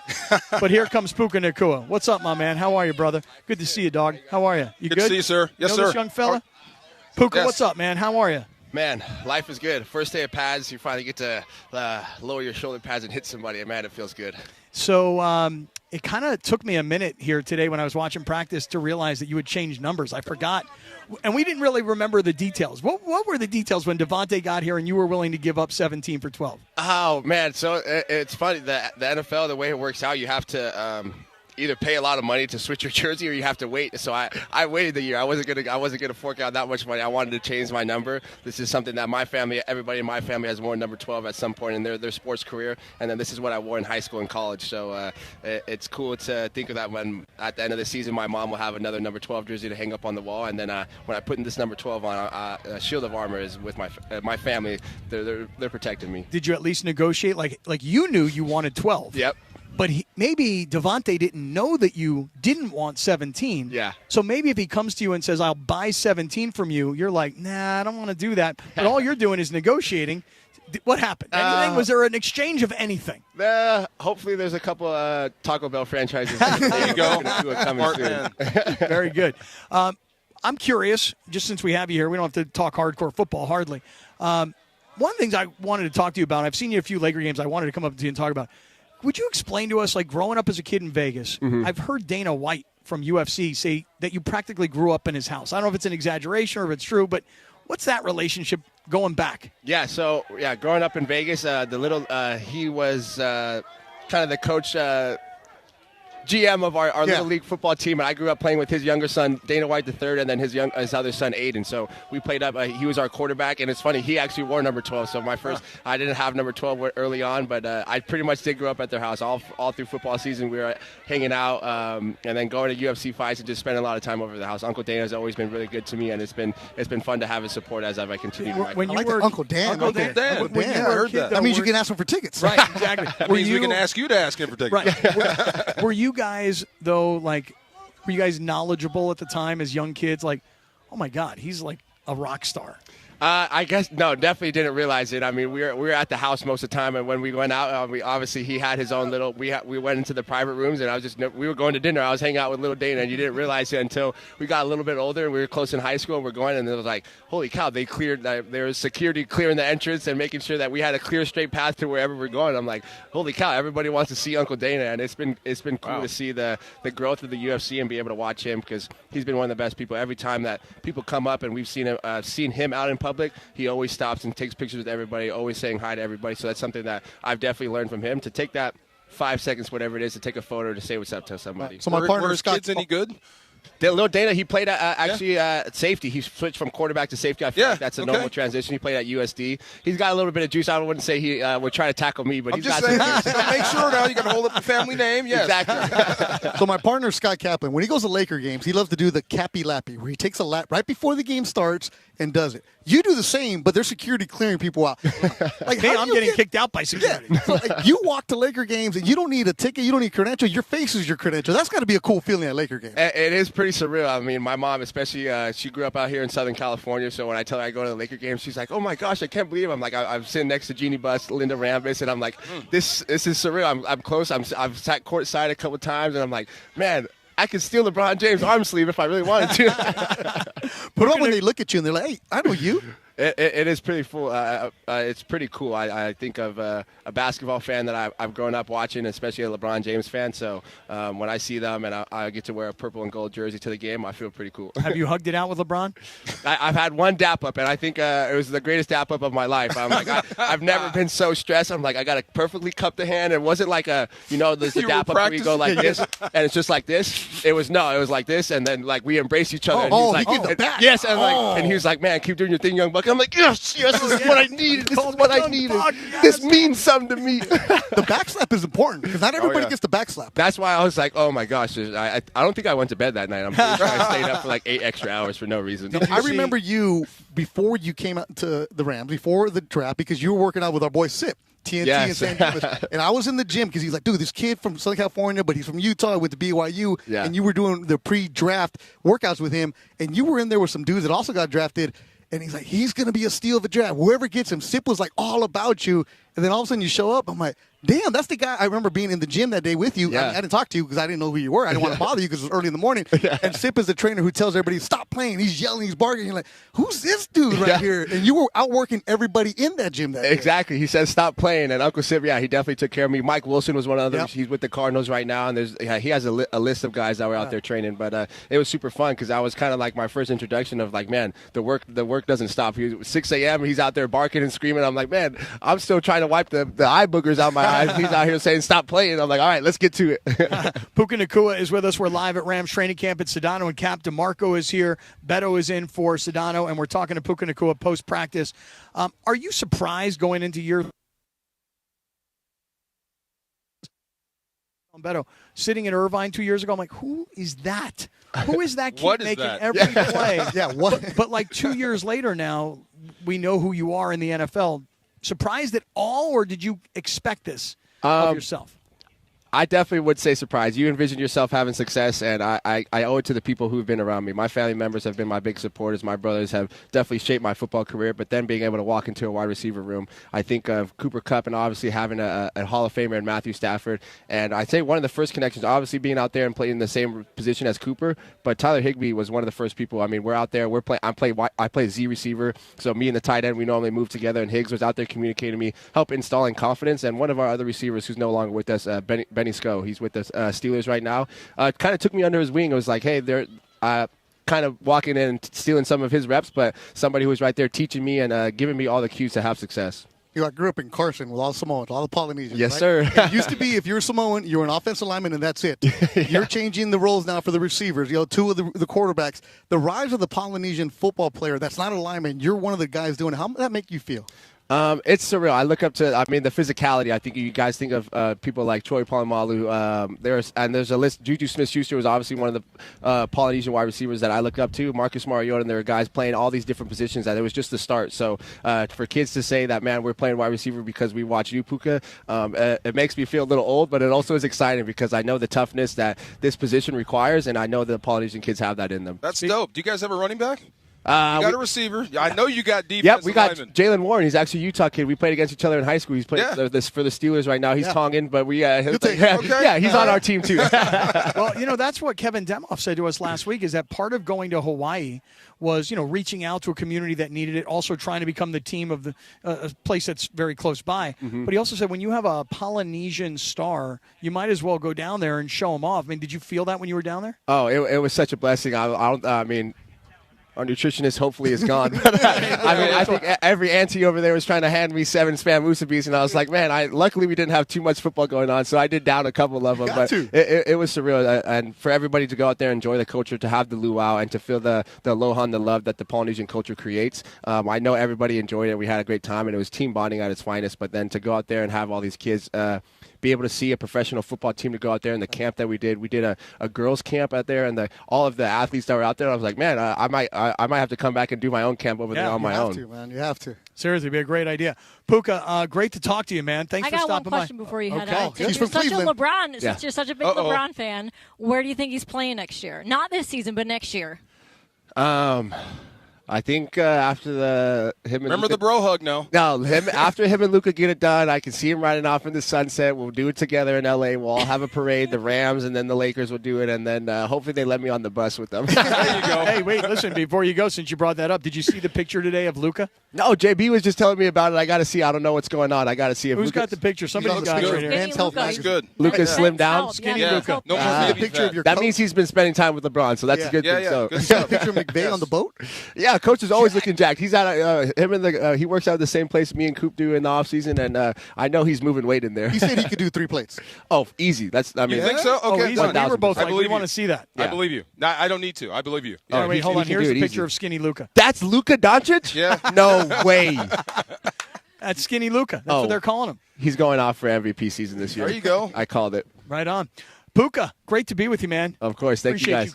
Thanks, man. No, you got to be on the back. Yes. Back tap is important. Yeah. Hey, I'm coming around. Okay, yeah. I can. Everybody. Drop that mic. Come on. Freaking drop that thing. I'm in. There it is. Good to see you, sir. All right. Go. And then back hug for back hug. Marco. There you go. Yes, sir. That's Super Bowl chance right there. Puka. All right, Puka's going to come in and take a picture with the whole group. Here he is. Okay. Yeah, it's a photo op, dude. Yeah, Linz. Photo op time. There you go. Yeah. All right, get in here, Linz. Photo op.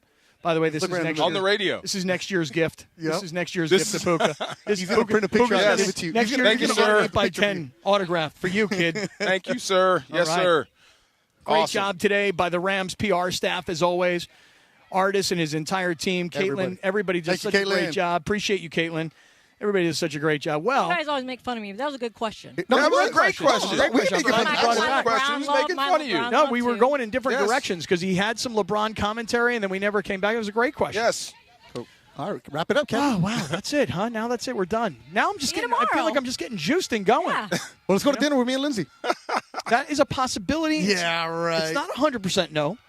Go get some vittles. Come on. It's just I got to see what the rest of the family. We're back here tomorrow. All right, hey, thank you very much to Ben. I know today was a rough day out here. Great job engineering this operation.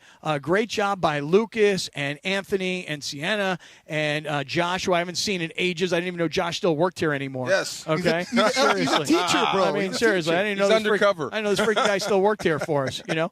Thanks to everybody at the Rams. Beto, phenomenal job. See you tomorrow. Lindsay, baseball world class. DeAndre holding this thing down back at home plate. You know what I'm saying? Headquarters, HQ.